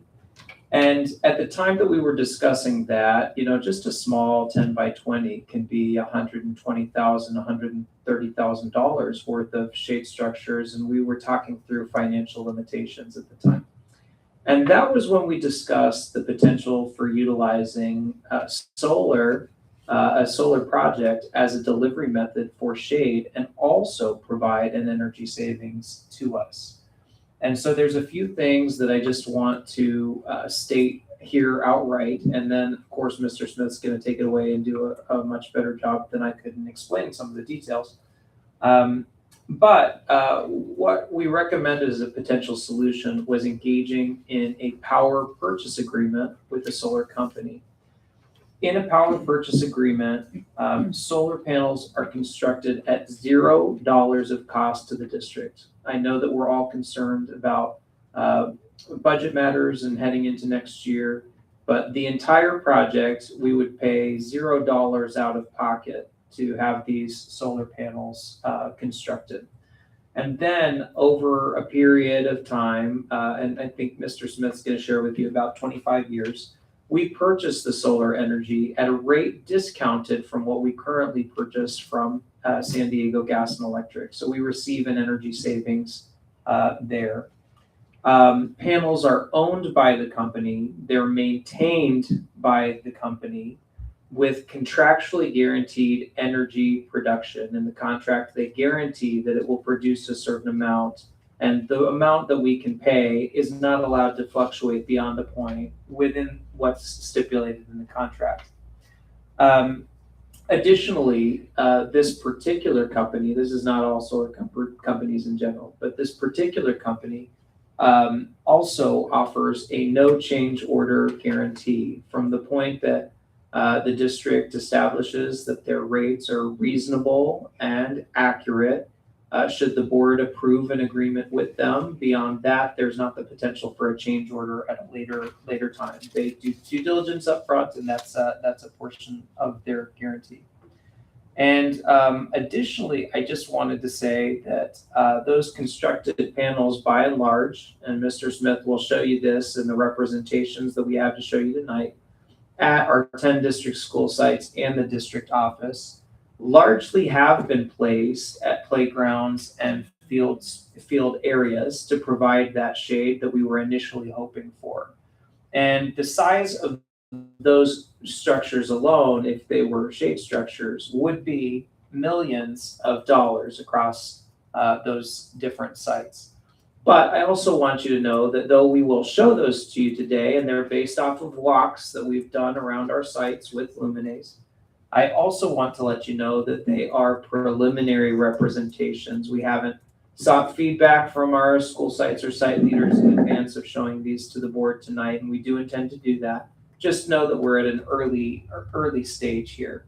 And the final thing that I do want to share is there is a procurement method that often is used when school districts select a solar project or any type of energy savings initiative called 4217.12, and that is a government code that allows us to procure by having a public hearing, which would occur at the next board meeting. If we present a contract to the board, we open a public hearing for individuals to come and be heard on the energy savings matter. And then at the end of that, for the board to approve a contract. 4217.12 is the procurement method that we would plan on utilizing in this case. So just to share some of those things with you, like I said, Mr. Smith will share a little bit more about Luminace LLC and what potential opportunity we have here in front of us.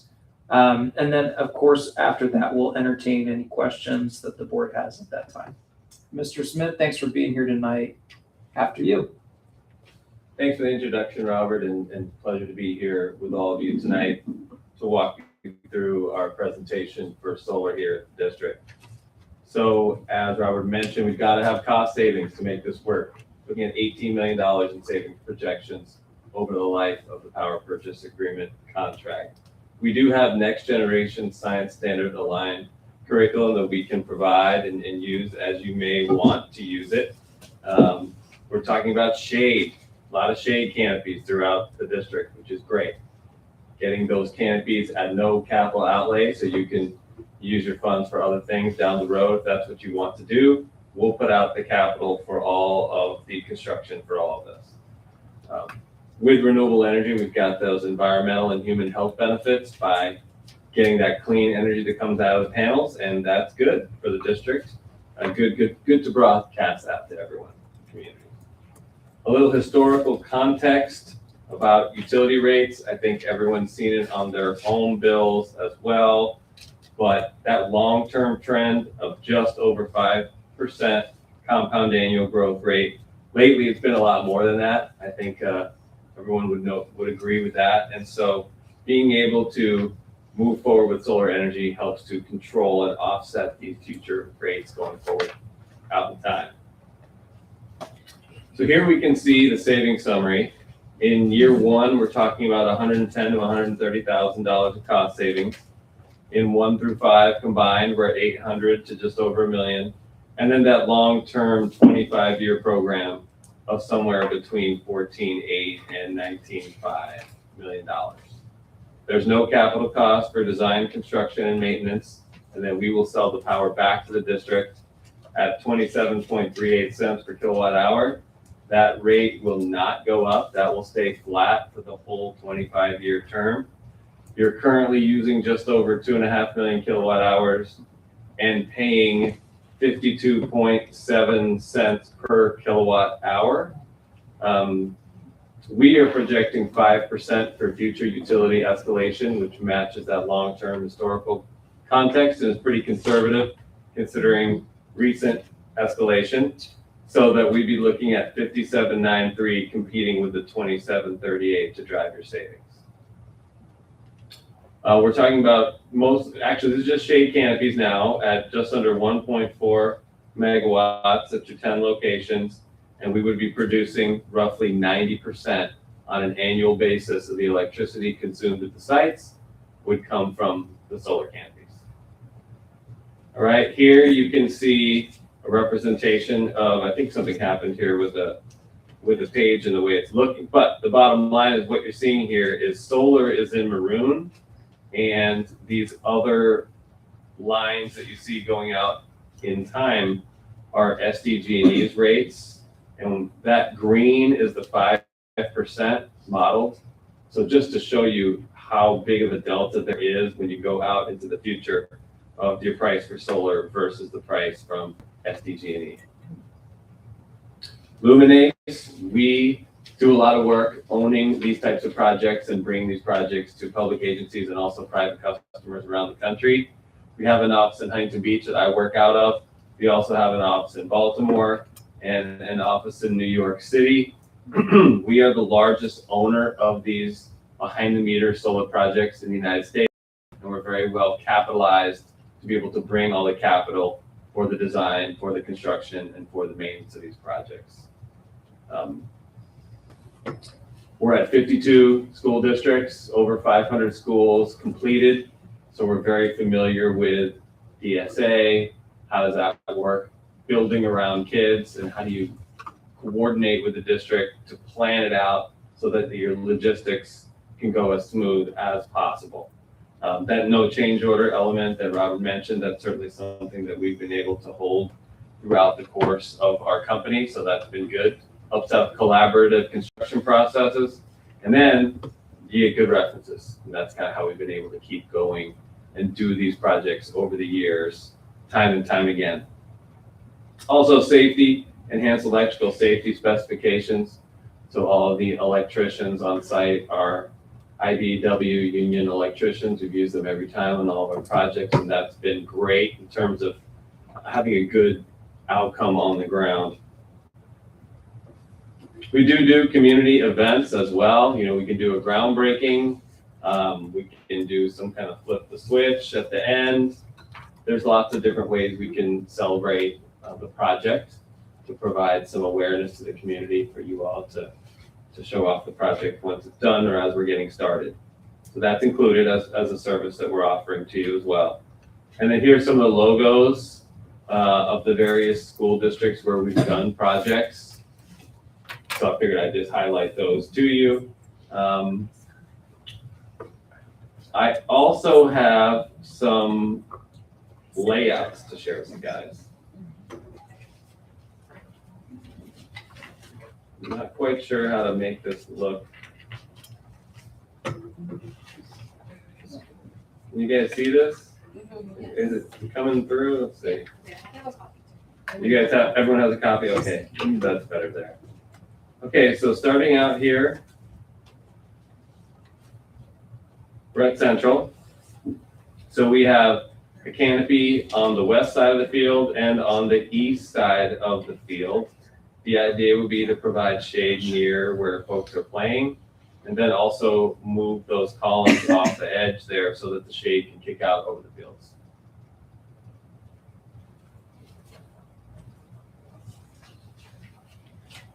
Then we have the district office where the plan would be to cover buses. And on all these layouts that you see here, that red X represents the electric meter And the yellow is a representation of the underground conduit going from the arrays to the point of connection.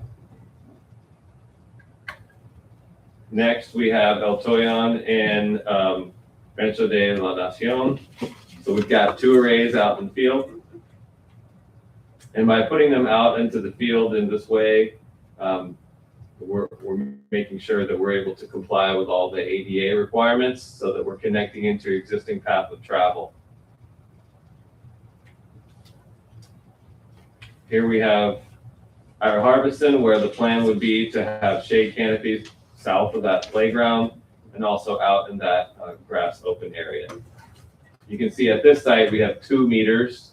You'll have that sometimes on some of your camps, you have 2 electric meters, so we will connect to them proportionally. Right next is John Otis, shade canopy out in the blacktop.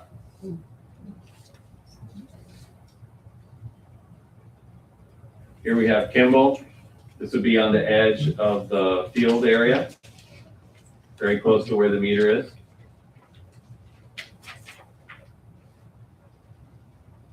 Then we have Las Palmas, kind of right in between the kickball field and the soccer field. This also helps you have your current ADA accessibility project going on so that we can do our project. Wherever we put these canopies out in the field, we also have to have that ADA access, as I mentioned.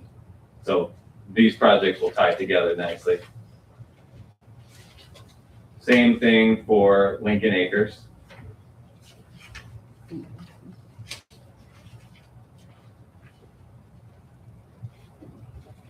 Next, we have Olivewood.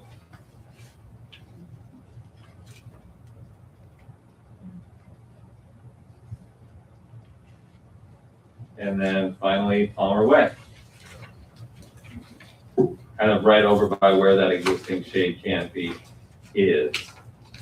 So this concludes my presentation. Wanted to open it up for questions. If there are any questions, anything you'd like to discuss? Thank you. I'll just add briefly to what Mr. Smith said. When we last discussed, I do want you to know, I very much remember the boards, at least some board members stating, well, maybe it would be good to have multiple companies provide the same type of projections or analysis. And I do want to let you know, I did do that. I made calls to a number of different companies, NG, Willdan, a number of different other ones. And I was having a really hard time receiving any return phone calls from companies. I later learned that the big, beautiful bill that was signed into law sunset tax credits that make these projects possible as of July 1st, 2026.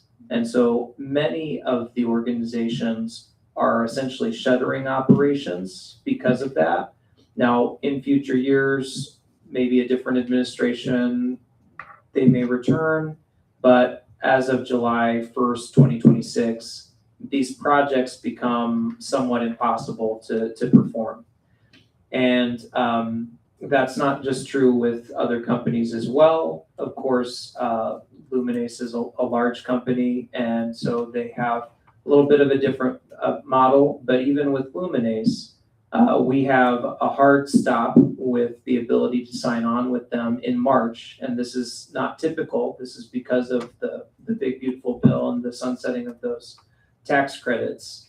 And then after March, we lose the opportunity to engage in this all. And I don't say that as any type of a tactic, just to be very straightforward, that this is an opportunity that because of federal legislation, we will not be able to pursue if we don't pursue it within the next 2 months. You know, on top of that, I would just also like to say, that you see a number of those representations for where those shade canopies or solar arrays are going. And Mr. Smith mentioned that there are some limitations that relate to ADA and path of travel It's not always exactly the playground that I would have selected for it to be on. Sometimes it's the playground that's possible. Nonetheless, it's providing, shade on the playground. So just to have you aware of a few of those things, and of course, Mr. Smith and myself will be happy to entertain any questions that the board has.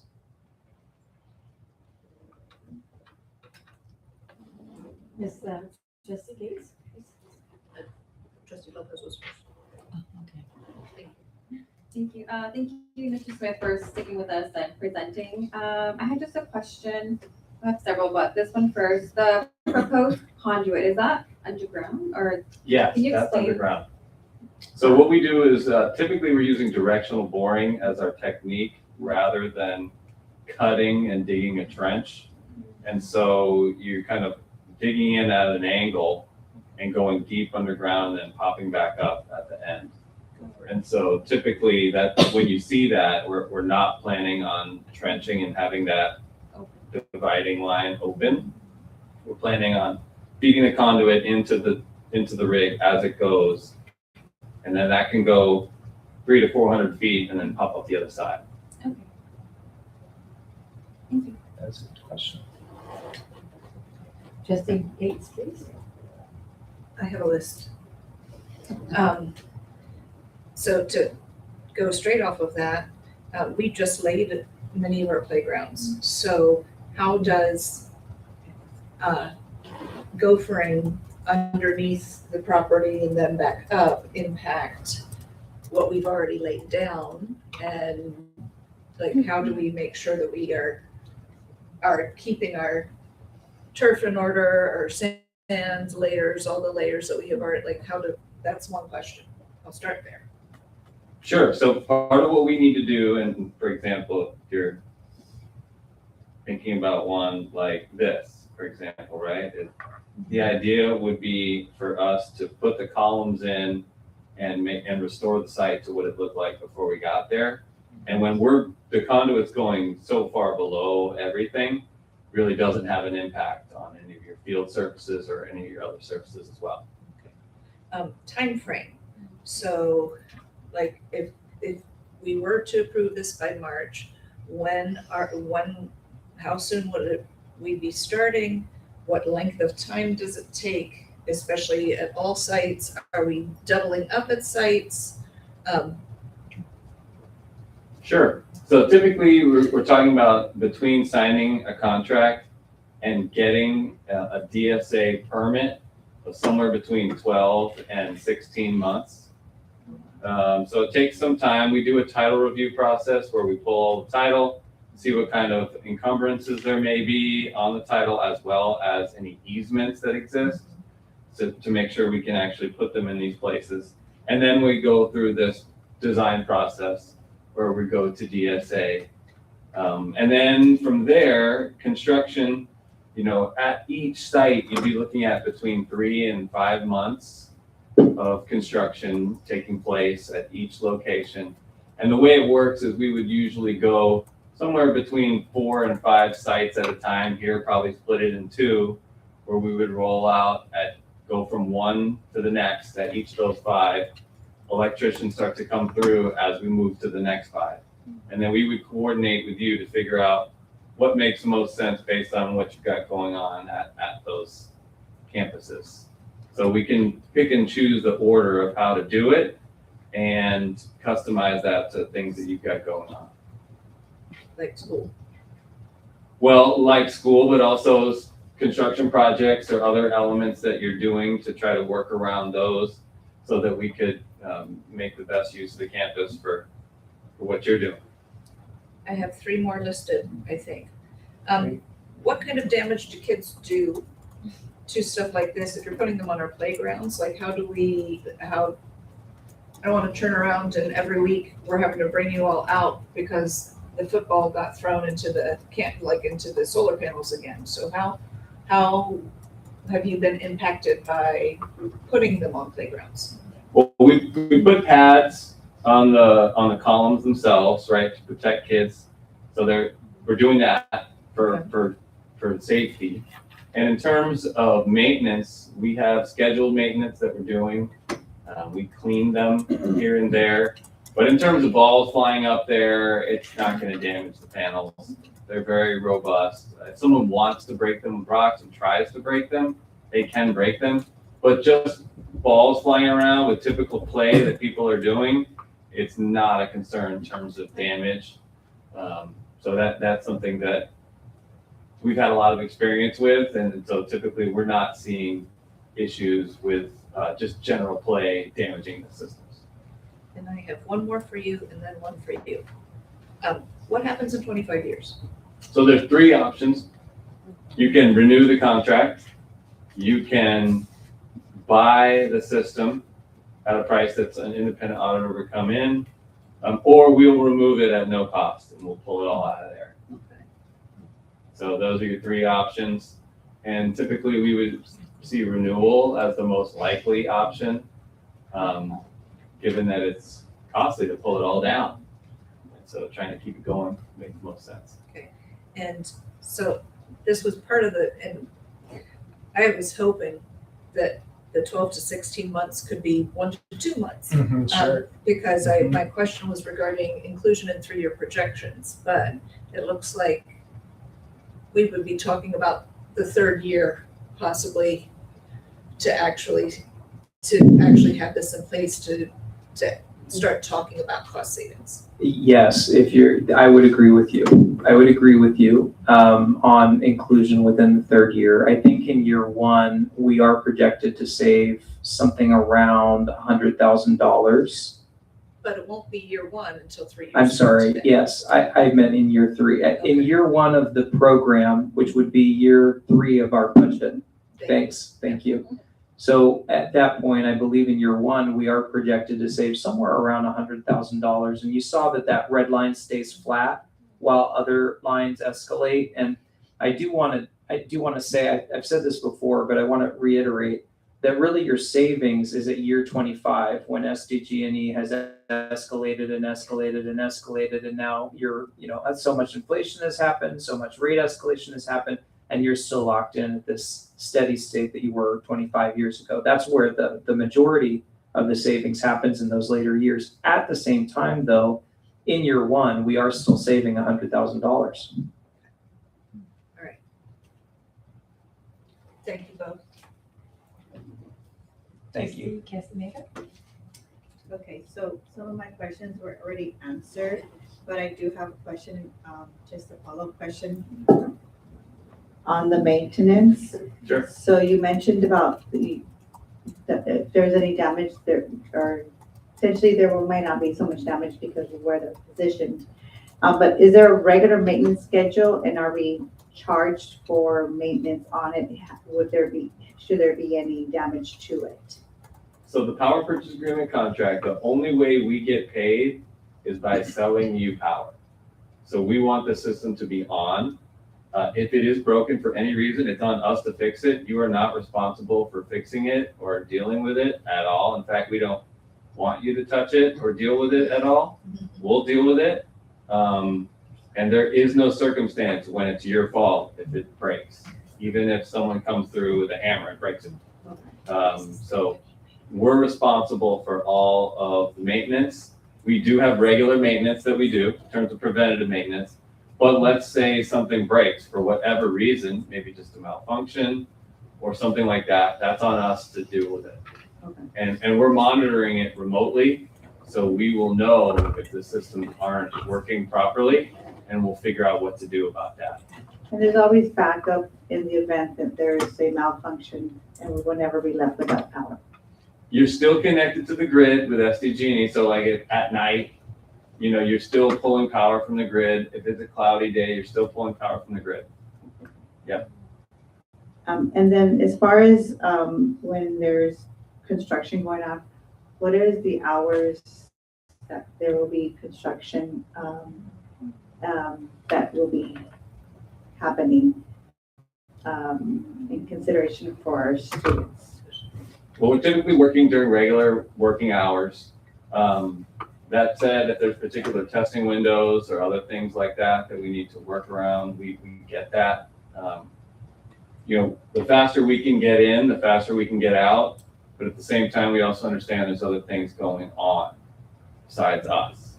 Because if they're going to be active campuses, we will most likely be building during school, even if we get some of it done during the summer. It'll get into the school year. It will happen. So that's something we just need to figure out with staff and coordinate with you. Thank you. Dr. Brady? Yes, so as a green ribbon school district and having 9 schools out of 10 on the American Healthiest Schools, it's very exciting to hear that we could consider solar and shade at the same time. And you talked about having a healthier environment just from having the solar panels as well. So that's really exciting. And to save money in the long run, lock in rates, that's another great thing. So a couple of my questions were, I noticed as you were going through that you had mentioned 90% of our power would come from this project. If we were to add additional panels, would 100% come, or no, because we still need to be locked into the grid for those cloudy days or whatever?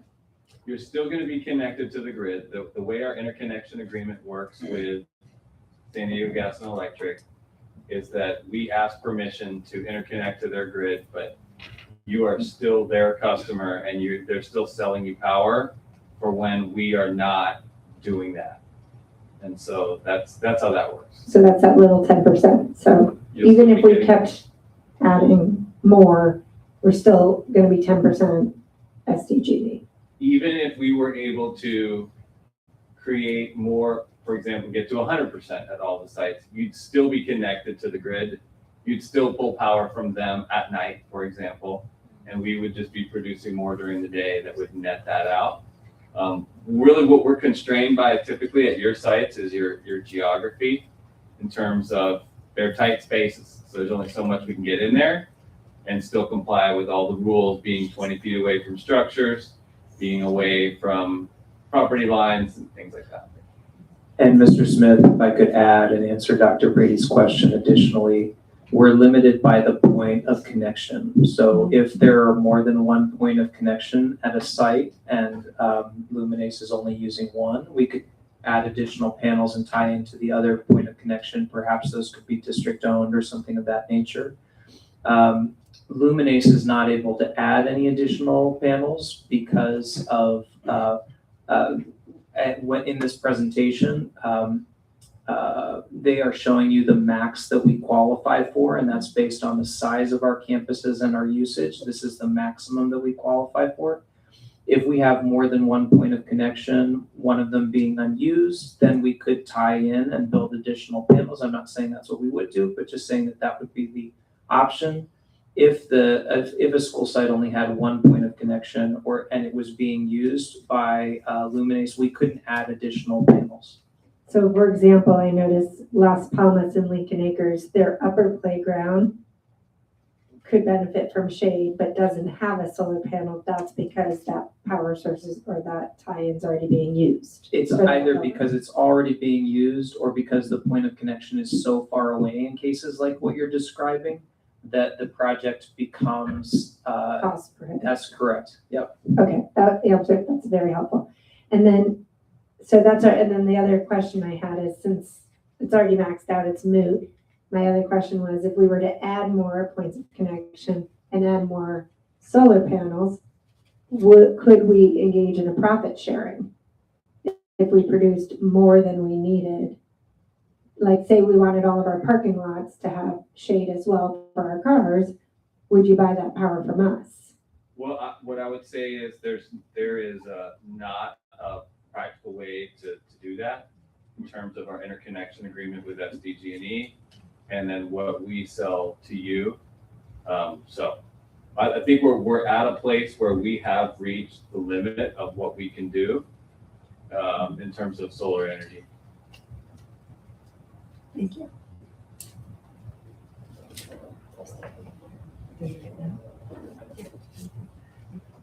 Thank you. Any other questions from our team?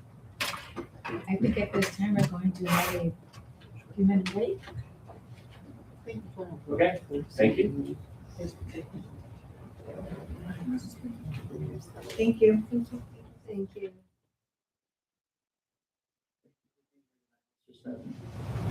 Thank you. Have a good night. Yes, thank you for waiting all this time. Good evening.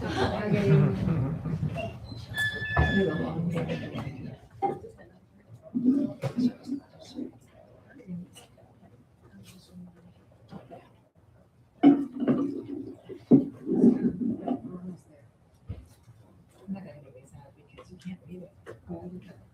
You know, I thought you'd be able to. I haven't parched it. Yes.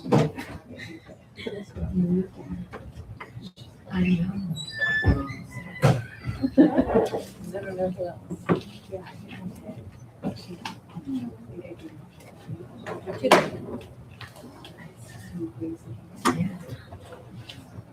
I had this partially next week. I'm gonna get that next week. I didn't know.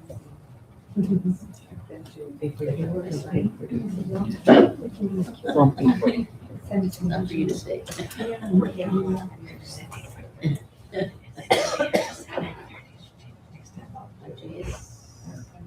I don't think anyone's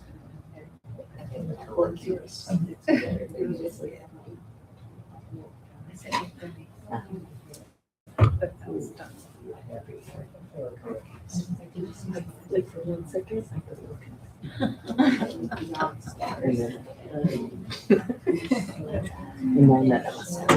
Yeah, no one's gonna win such a session. Unless this many days later. Other studies. Cucumbers.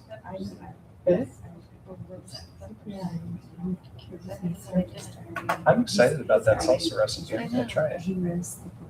If you roast them, it's way better. Right, right. Actually, salsa is like, I think salsa is the designer of San Diego. That Miguel's salsa and the white sauce. So fun. You can just make it with anything. When we have like a you just put tomatoes, onion, and chili. Or please mix on the grill. So you can pull. Okay, now we're back to the And we chop meeting. it up. Thank you for staying. You're one of our favorite. We will now go down to business services, number D. No, budget reduction task force update. That would be, 13B. oh, I'm sorry, we're gonna go back to B. We haven't voted yet. We have to. Yes. The second one is All right. This is a second. vote on presentation, second one. So go ahead and read that and call on Dr. Cochran and help us. Same thing. Okay, business services, approve CT 4348 with Peter Hyman, consultant for solar consultant, independent verification. Approval of this contract authorizes an independent third-party energy consultant to review and confirm Luminizy LLC's proposed energy savings. May I have a motion? Motion with the question? Second? And we have a second by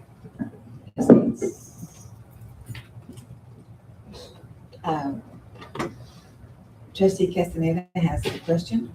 Yes, I have question. You said that in the previous item that there was no additional company that you were able to bring forward. I heard of a community power.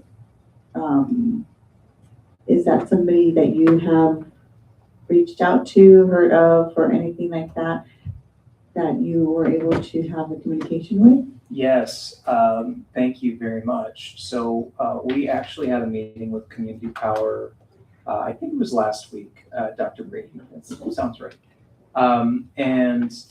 We talked about a number of different things, but we also shared with them the PPA that we were working on developing, that there was potential, that we were, pre-board approval, pre-information, frankly.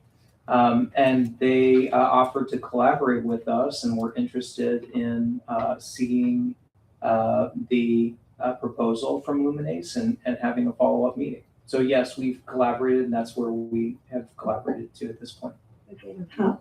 Okay. So they don't do, how is that, how does that differ? Like, what would they do differently, or what would be? You're an intermediary. Yeah, so Community Power is a joint powers authority. And so as they explain to us, and frankly, I think they would probably explain better than I can. But as they explain to us, they do not produce energy. However, they do purchase energy at a discounted rate, and then they sell it to different community organizations also at a discounted rate. So we asked them, posed the question, what would those rates look like? What would that model look like? We shared with them the PPA that we have at least a projection of, and they expressed interest in greater dialogue. So would it be something that we would approve this or hold off on this and bring them forward at some point, or what would be your recommendation? I think my recommendation is that Community Power, I'm interested in learning more about the organization, the potential partnership. I will say it's difficult to hold off this particular offer because of what I shared about the big, beautiful bill. We would need to approve this by the March board meeting at the latest, or we no longer have this particular offer. I have not seen comparable pricing from Community Power in terms of what they would provide to us. They shared with us that they'd reached back out to us for a meeting. I think what my recommendation would be in general is if you have an offer in front of you that is solid and guaranteed with rates that will not change over the course of 25 years, when we know how much escalation will happen in the energy sector, that you have a solid guarantee there to select from. I also think if there's an organization like Community Power out there that can provide us a similar guarantee, it kind of becomes a matter of preference. At the same time, though, with this offer in front of us and expiring in March, I think that is probably the recommendation that I would make at this point. I'm open, however, to any thoughts on a different provider or any other resource to reduce our energy expenses. Any other questions? No?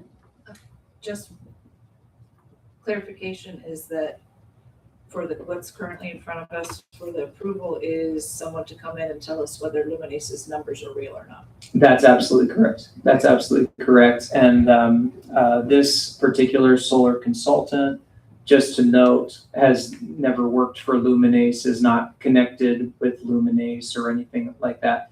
All consultants and all solar companies in this space have some knowledge of one another, have studied someone's project before. It's a small community, but there's nothing, no association between this individual and the other company. And seeing as outside consultants is always one of those things that we should raise questions about. Can you tell me why you would say we should have him do this? Is there a question, or please speak wisdom over the expense. Yes. This is a matter of due diligence for the district. So if we're looking at that, you could consider a solar project, power purchase agreement. You could consider this to be an investment. We will receive a gain in dollars from the savings that we have. But as we do that, we do want to make sure that the numbers provided are reasonable, accurate. The last time that I worked with Luminace in developing a project, they provided us projections, and I did provide it again to a third-party consultant to verify the numbers. They verified it, and there were no concerns. At the same time, I would say that it's a matter of due diligence, that for the small costs that you see here compared with $14 to $18 million of savings over 25 years, I believe it's prudent of the district to confirm and double check that the numbers that we've been shown are accurate and reasonable. Because we don't always, like, we don't for every project do that, but this one we only, because I think this struck me is we don't have a comparative. So usually we would have a comparative and so that we could take a look at what both are offering, how much it's costing. And since we don't have that, this is our way of knowing that they're actually giving us an honest ballpark. I agree with what you're saying. And I think I would also add that that if, for example, the numbers were to be incorrect and it was actually $24 million of savings, wouldn't we want to know that, right? And it really just comes back to making a sound fiduciary judgment on behalf of the district and utilizing someone that has very technical expertise when it comes to projecting energy cost savings, which is very technical. I wouldn't attempt to do that on behalf of the district, and we don't have staff that would attempt to do that. That's really where a professional service comes in and provides that detailed, specialized knowledge that we don't have on hand ourselves. That's another important point. Thank you. Thank you. Trustee Lopez? Yes, just wanted to point out in the contract on the last page, the date is wrong from last year's 2025. Thank you. We will we'll work to amend that. I appreciate that.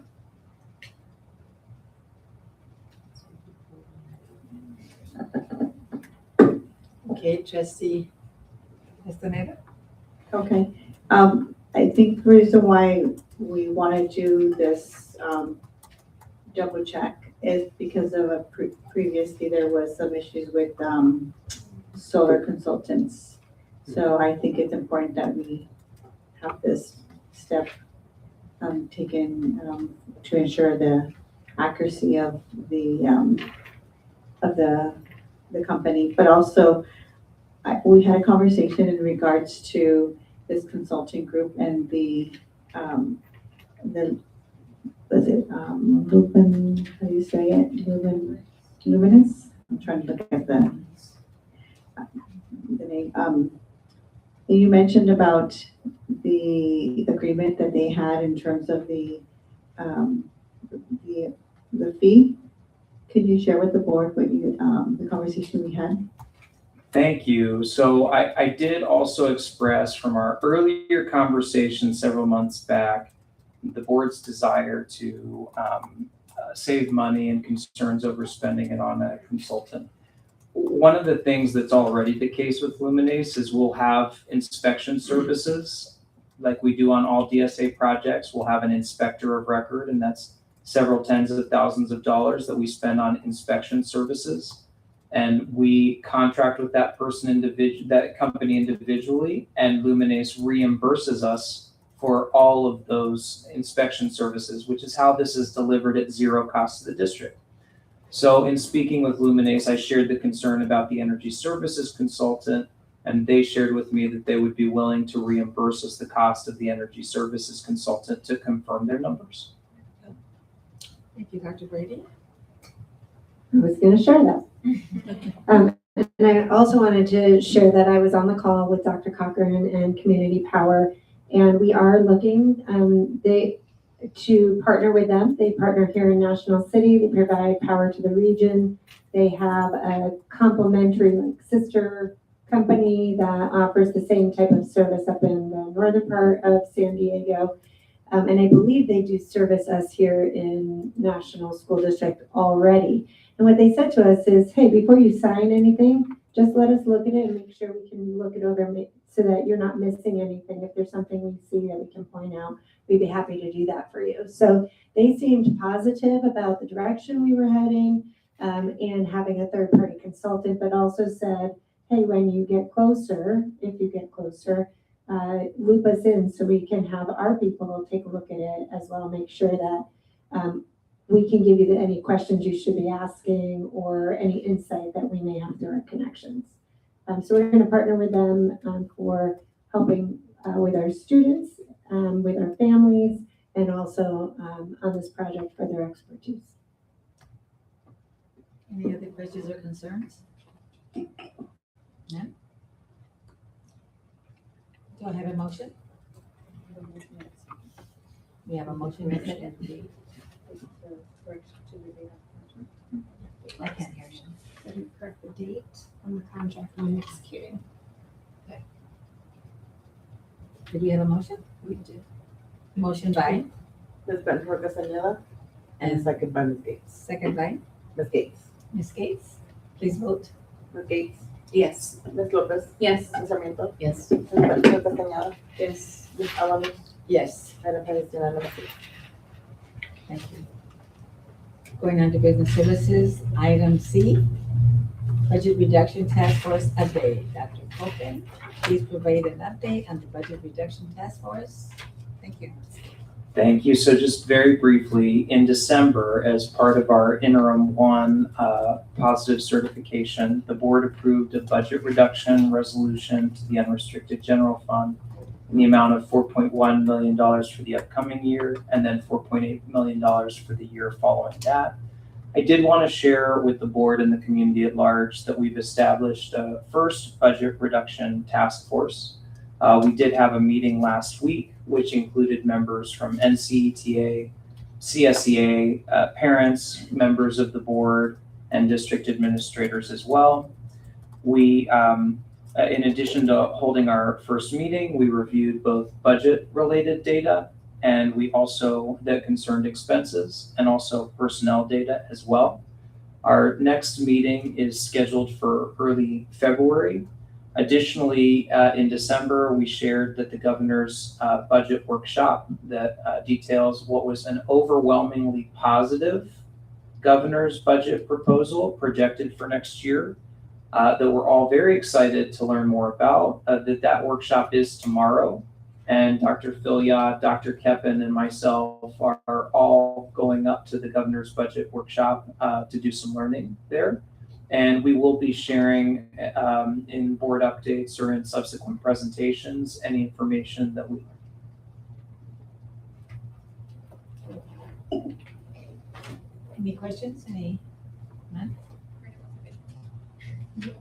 You did? I heard it was a good group. I agree. I can confirm. Do I have a motion? No. It's just no motion is being done. Okay, fine. Going down to business services and accept donations. Number D, $500 from JSC Diesel and Company to Kimball School to purchase pizza for the dual language gala. Second, donations $1,000 from CSB Foundation to the National School District to support the Children's Garden Science and Nutrition Education Program. Do I have a motion? Here's the check. Oh, that's a check. Okay. Motion to accept. Thank you. Yes. A second. Or however you want to put it. First or second? Whatever. Like, I think it'd be first. It can be where you. Do we have say two something first? Did all of us holler at the same so. time? Yeah. You guys go for it. Motion by Second by. Trustee Lopez, Second. second by Trustee Gates. Please vote. Ms. Gates. Yes. Ms. Lopez. Yes.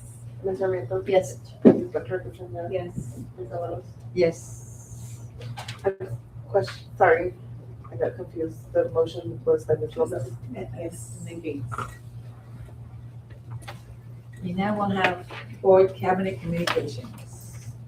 Trustee Gates. Yeah, welcome back, everybody. It's a new year, not a new me, same me.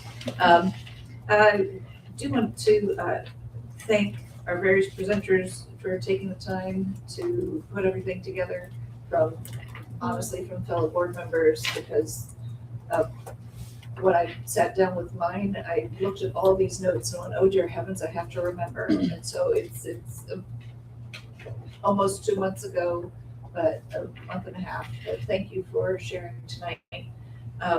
And to our cabinet, thank you for your clarifications throughout the evening as well. I appreciate the fact that in large part, you're on first. If you need to go look for something, you're honest about it. At least I've always felt that from you, but also you come prepared for just about anything we ask. And so that's always helpful. I'm assuming that LPAC testing is going to be starting soon. So good luck to our teachers, our LPAC testing team, and our students as you are getting ready for that. You can do that. You've got that. You're gonna show off and we're gonna be very proud. I have a question that I would love to find out if we can find an answer for. How do we get our community to be able to have access to our playgrounds? I know it's a huge question because it's got everything from who would pick up trash to what is liability and all that kind of stuff. But I must tell you that driving by, and maybe having a 2-year-old grandbaby also brings it to mind, but driving by and going, wow, we have such phenomenal resources we have just put in. And then our kids, truly our kids, can't access it over breaks. Mhm. And so They can if they're in reach. but what about Saturdays? I know. And what about and I don't know if that requires conversations with the city, but I'm just wondering, what we can do. Some don't make sense, and I get that. Like John notices everything's internal, and that would be really hard, because accessing the full property would have to happen there. But Las Palmas isn't internal. And I'm trying to think. They're not just Las Palmas, in Acres isn't internal. We have. So it's a question. And after your lovely job tonight, I know you can answer it sometime. So the short answer is it does take probably a joint use facility with the city so that they could take responsibility over the weekend. We would have to look at wear and tear so that it wasn't used so much on the weekends that then it wasn't, it deteriorates and our students don't have access to that, those fields. We did start that conversation with one of the interim city managers, but the city's been in flux in that position. So when somebody takes that role for good, we can have that conversation and start talking about it. And that might just get us time to finish El Tejon and Rancho before we start that conversation. Thank you. But yeah, we think about that all the time too. We get asked that question, and I mean, when I grew up, we could just go down to the school and swing on the swings and play on the playground. And we have community schools now, and it would really be nice to truly open them up to the community. But we know that there's graffiti and people doing things at night that they shouldn't do. And again, that would take a partnership with the city to clean those things up to make sure that they're ready for our kids on Monday morning, and bathrooms and things.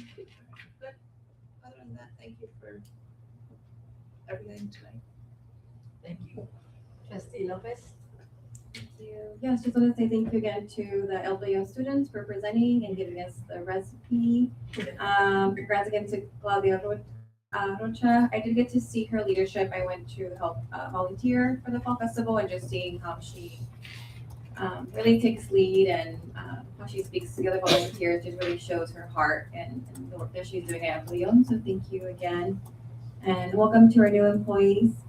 And then I did want to briefly mention, I know it's something that we think about, but I think I've been just thinking about a lot about our students who go into middle school, go to high school, and recognizing that at Sweetwater there's one MTC, and I started conversations with the city, with the chief, sergeant, and how we can do more gang prevention and intervention to support students from ours to Sweetwater. So we had that conversation today after many rescheduling. So I'm very excited to continue that conversation. It's not sponsored by us or the board, but I think I just wanted to, like I said earlier, like I think I'm at the point where like I enough is enough. What's happening in our with our children. So we really had a really good discussion about what that would look like to get more parent feedback, more participation from teachers, anyone else who wants to learn more. So just today was the beginning of that conversation. So What do you think I wanted to see? at Sweetwater High School, like there's a student who didn't make it to graduate, or so we did have that. There was a representative from Sweetwater High School too. She was there, the community coordinator. So she also spoke about that. So we just started the conversation and hoping that the city will then take forth providing those resources for us locally. And then also just want to mention when I was a third grade teacher back at CVLCC, I had an amazing teaching partner, Ms. Ana Polio, who did not make it with us this year.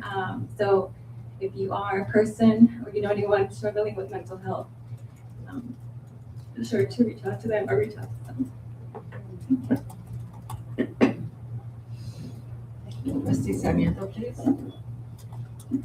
Yes, Ms. Gates, in regards to your concerns, many years ago, the playgrounds were accessible to the community, and as I recall, they would give a key to a responsible member in the community.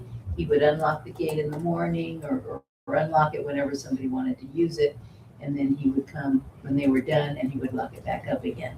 So he took full responsibility for that, and that's a program that worked pretty well for the longest time. And then he passed away, so he doesn't do it anymore. But it's something to consider. And yes, now that we have these beautiful new playgrounds, we certainly don't want any vandalism. But if we lock it and unlock it, then make it accessible for those who are responsible, then I think it's doable. That's just my own opinion. That's all I have. Okay. Trustee Castaneda. Okay, thank you. I just wanted to welcome everybody back to a new year. I had an opportunity to attend Dr. Brady's final State of the District address and Professional Growth Day. Thank you. Let's see. Wanted to welcome our new employees to the NSD family. Thank you to our Alto Yon students for their gardening buddies. It's wonderful to hear the amazing things that they're doing with our gardens and all the wonderful things that they're saying about how useful they are. And thank you to the district for all that they're being used for, and they're having fun and the outdoor learning that they're having with the gardens. So, and thank you for the recipe. I thought that we were gonna have Trustee Lopez have her make us some salsa, but I guess we're all now gonna have to do our own. Right? Congratulations to Claudia Rocha for her outstanding volunteerism, and sounds like she's an amazing asset to the PTA and everything that she does. Thank you to Mr. Alex Smith for the solar panel presentation, and Dr. Cochran for the budget reduction task force meeting, your leadership, and also for the update this evening. And thank you for Land for the recognition for the School Board Recognition Month. It was nice to have everybody present here tonight. Let's see. And I just wanted to to share. I had an opportunity to attend Mr. Ralph Mora's service. I can't remember the date, but it was on a Sunday. He used to be a teacher here at El Toyon in his early years of his education service to our community, and he was a major icon of National City. And he ended his career in Sweetwater District, but he taught many of us and an administrator for many of us. For those of us who grew up here in National City, we knew him very well, and had him as a vice principal, I want to say, and then a principal or vice versa at National Junior High, and then at high school at Sweetwater. And he always was everywhere. So I was very fortunate to be able to attend his service or his celebration of life. Wouldn't have missed that. So was very, very dedicated. He was a very dedicated educator and mentor to his community. So very sad that he left us. I don't know if any of you had the opportunity. There was, I don't know, 400 people, 500 people. There was so many people. There was a ton of people there and many stories to be told. He used to play basketball with our kids at El Toyon. During recess and lunchtime, he was always out there with the kids. He was an amazing individual. So, but a sad story. But anyways, I just wanted to share, and he started his career here in the National School District. So, but with that being said, I just wanted to say thank you to him for molding our kids, and thank you. Have a good evening. Dr. Hopkins? Thank you. First, I'd just like to say thank you to the El Toyon community for what was really a great, very well-spoken presentation this evening. And I also want them to know that I am committing to making the Great Salsa Challenge winning recipe. I will be doing it personally.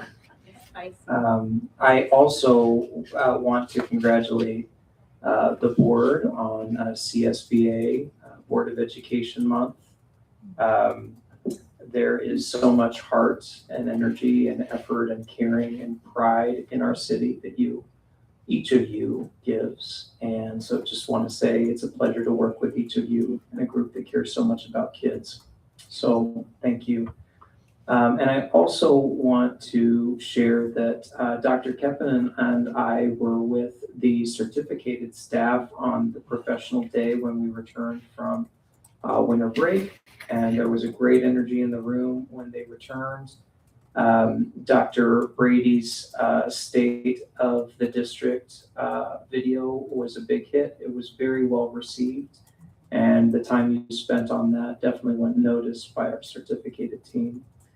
And that's it. I think we're all very much looking forward to learning more at the governor's budget workshop tomorrow, and I commit to sharing that more information with you as we learn it. Thank you.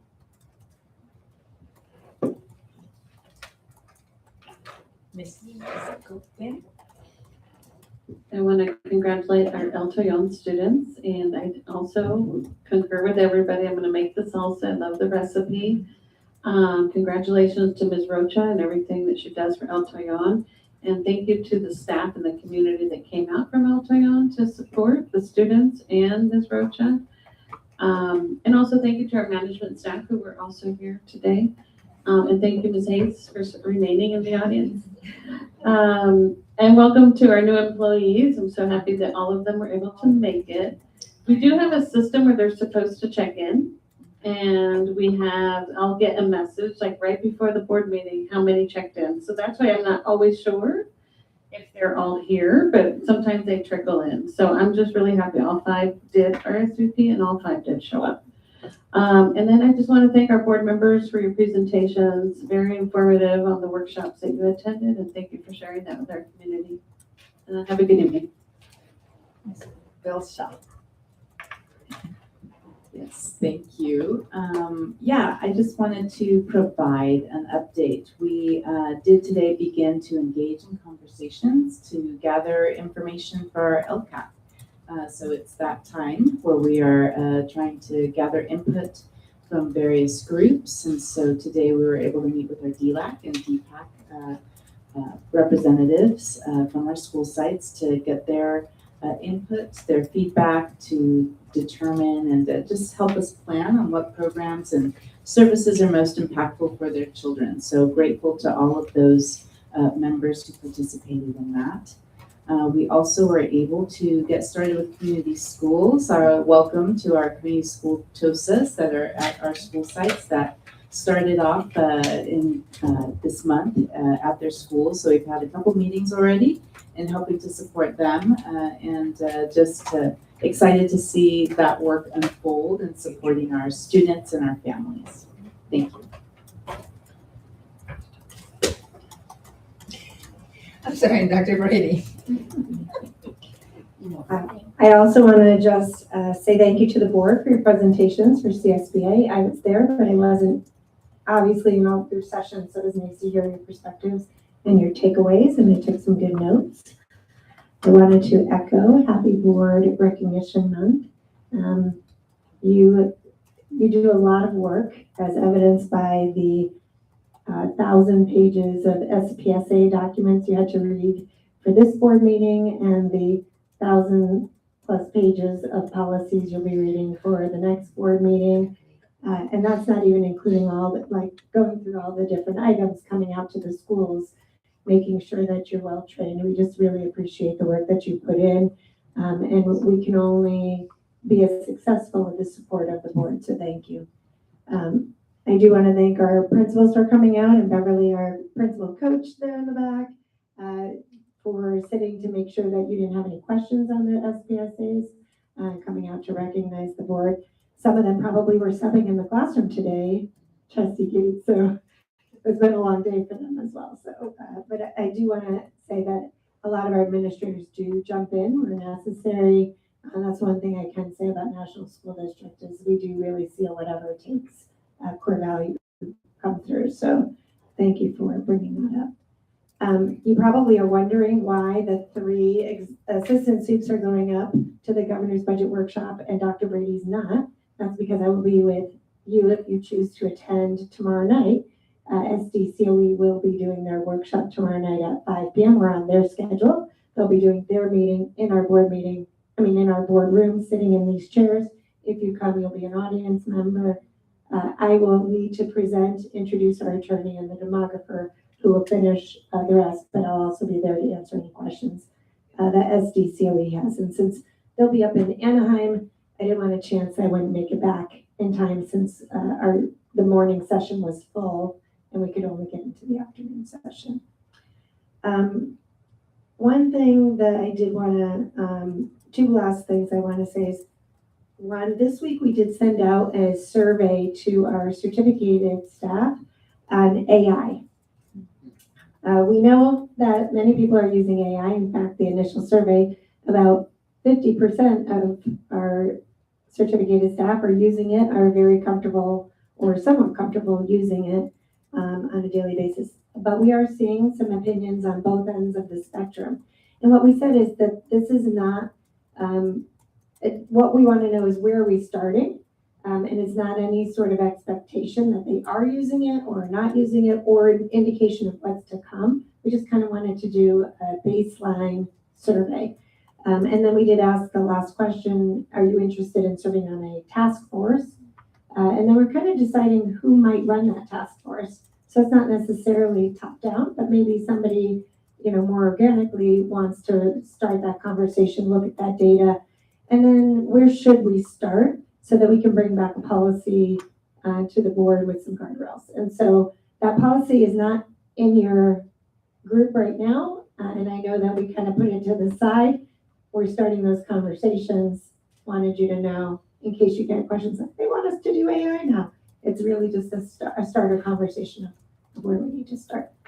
And then the last thing is this coming week, I just want to be transparent with the board and for the public listening that I will be attending the ACSA, the State of California Superintendent Symposium, but at no cost to the district. And I will be taking vacation days to go. But it is an opportunity for me to say goodbye to my colleagues. But I understand that I'm an outgoing superintendent and I do recognize that that's a big cost to the district. So I will be attending on my own time and on my own dime. So I just wanted to let, in case you hear I was there, it is not on the district side. So just wanted to make sure you knew. Okay, here we go. First of all, I want to thank the children that said the Pledge of Allegiance. I think they do a good job, you know. And thank Mr. Vine for recognizes the board, which I thought was great. He said some great things and gave us a little plaque. And of course, Claudia Rocha, thank you for Alto Young. I want to thank everybody here. I'm not going to go through the whole list of everybody who spoke because it'll be a lot longer. It's already 9 o'clock. But I will, Dr. One of our board members, I know I did not pronounce the names well. I've been working on pronouncing your name well, Dr. They're phonetically. Hopkins. Perfect. And Kepin. And Phil Young. Is my name not on it? No. And Dr. Brady. So I will keep this here. Thank you, Mrs. Sarmiento. Welcome, you forgot Ms. Spit. For helping me pronounce the names correctly. What does that say right there? What? Who's that? No, I'm not gonna go through all those names. I'm gonna say only Trustee Castaneda. Then I'll start saying Trustee Avalos, Hernandez, Perez, Sarmiento, and Martinez. I mean, That's you know how much professional time it's gonna courtesy. take me to say that many words? So Trustee Castaneda, it is written correctly. I will say Trustee Castaneda and Trustee Sarmiento, Trustee Lopez, and Trustee Gates. And now I know how to pronounce your names correctly. Thank you, teacher Sarmiento. Her mom and dad were raised around the corner from me, across the street. I was on Harding and one was on Wilson. So we know each. I've known her parents longer than I've known her. And now she thinks she's a teacher. But I appreciate her correcting me. I hope you guys apologize. I don't need to.